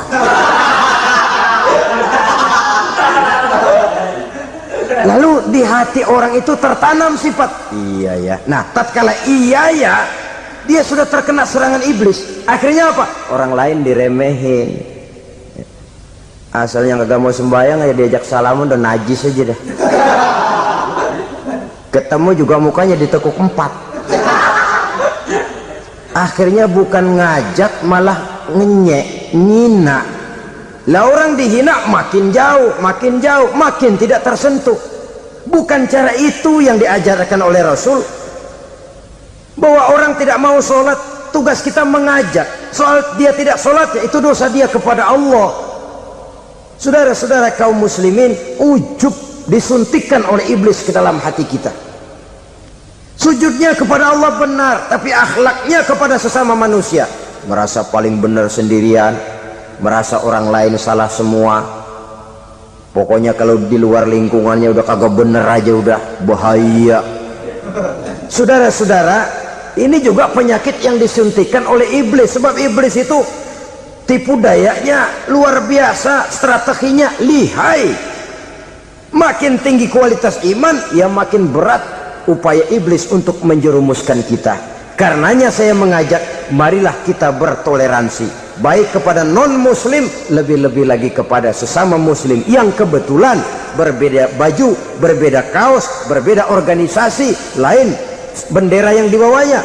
Tapi toleransi mari kita canangkan. Kita terikat oleh ukhuwah Islamiyah.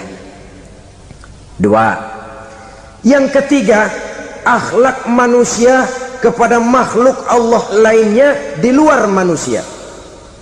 Islam, saudara-saudara, dengan berakhlak kepada Allah, berakhlak kepada sesama manusia, berakhlak kepada makhluk Allah di luar manusia, baik flora maupun fauna, maka mudah-mudahan akan terciptalah satu ekosistem, satu lingkungan hidup yang membuat kita nikmat menjalani kehidupan ini. Inilah saja yang kita bicarakan pada pertemuan kali ini. Terima kasih atas segala perhatian, mohon maaf atas segala kekurangan. Marilah kita membina nilai-nilai akhlak walaupun berat tantangannya. Sungguh lebih baik rakyat rendah yang berakhlak tinggi daripada pejabat tinggi yang berakhlak rendah. Karena nilai manusia pada akhirnya ditentukan oleh akhlaknya itu.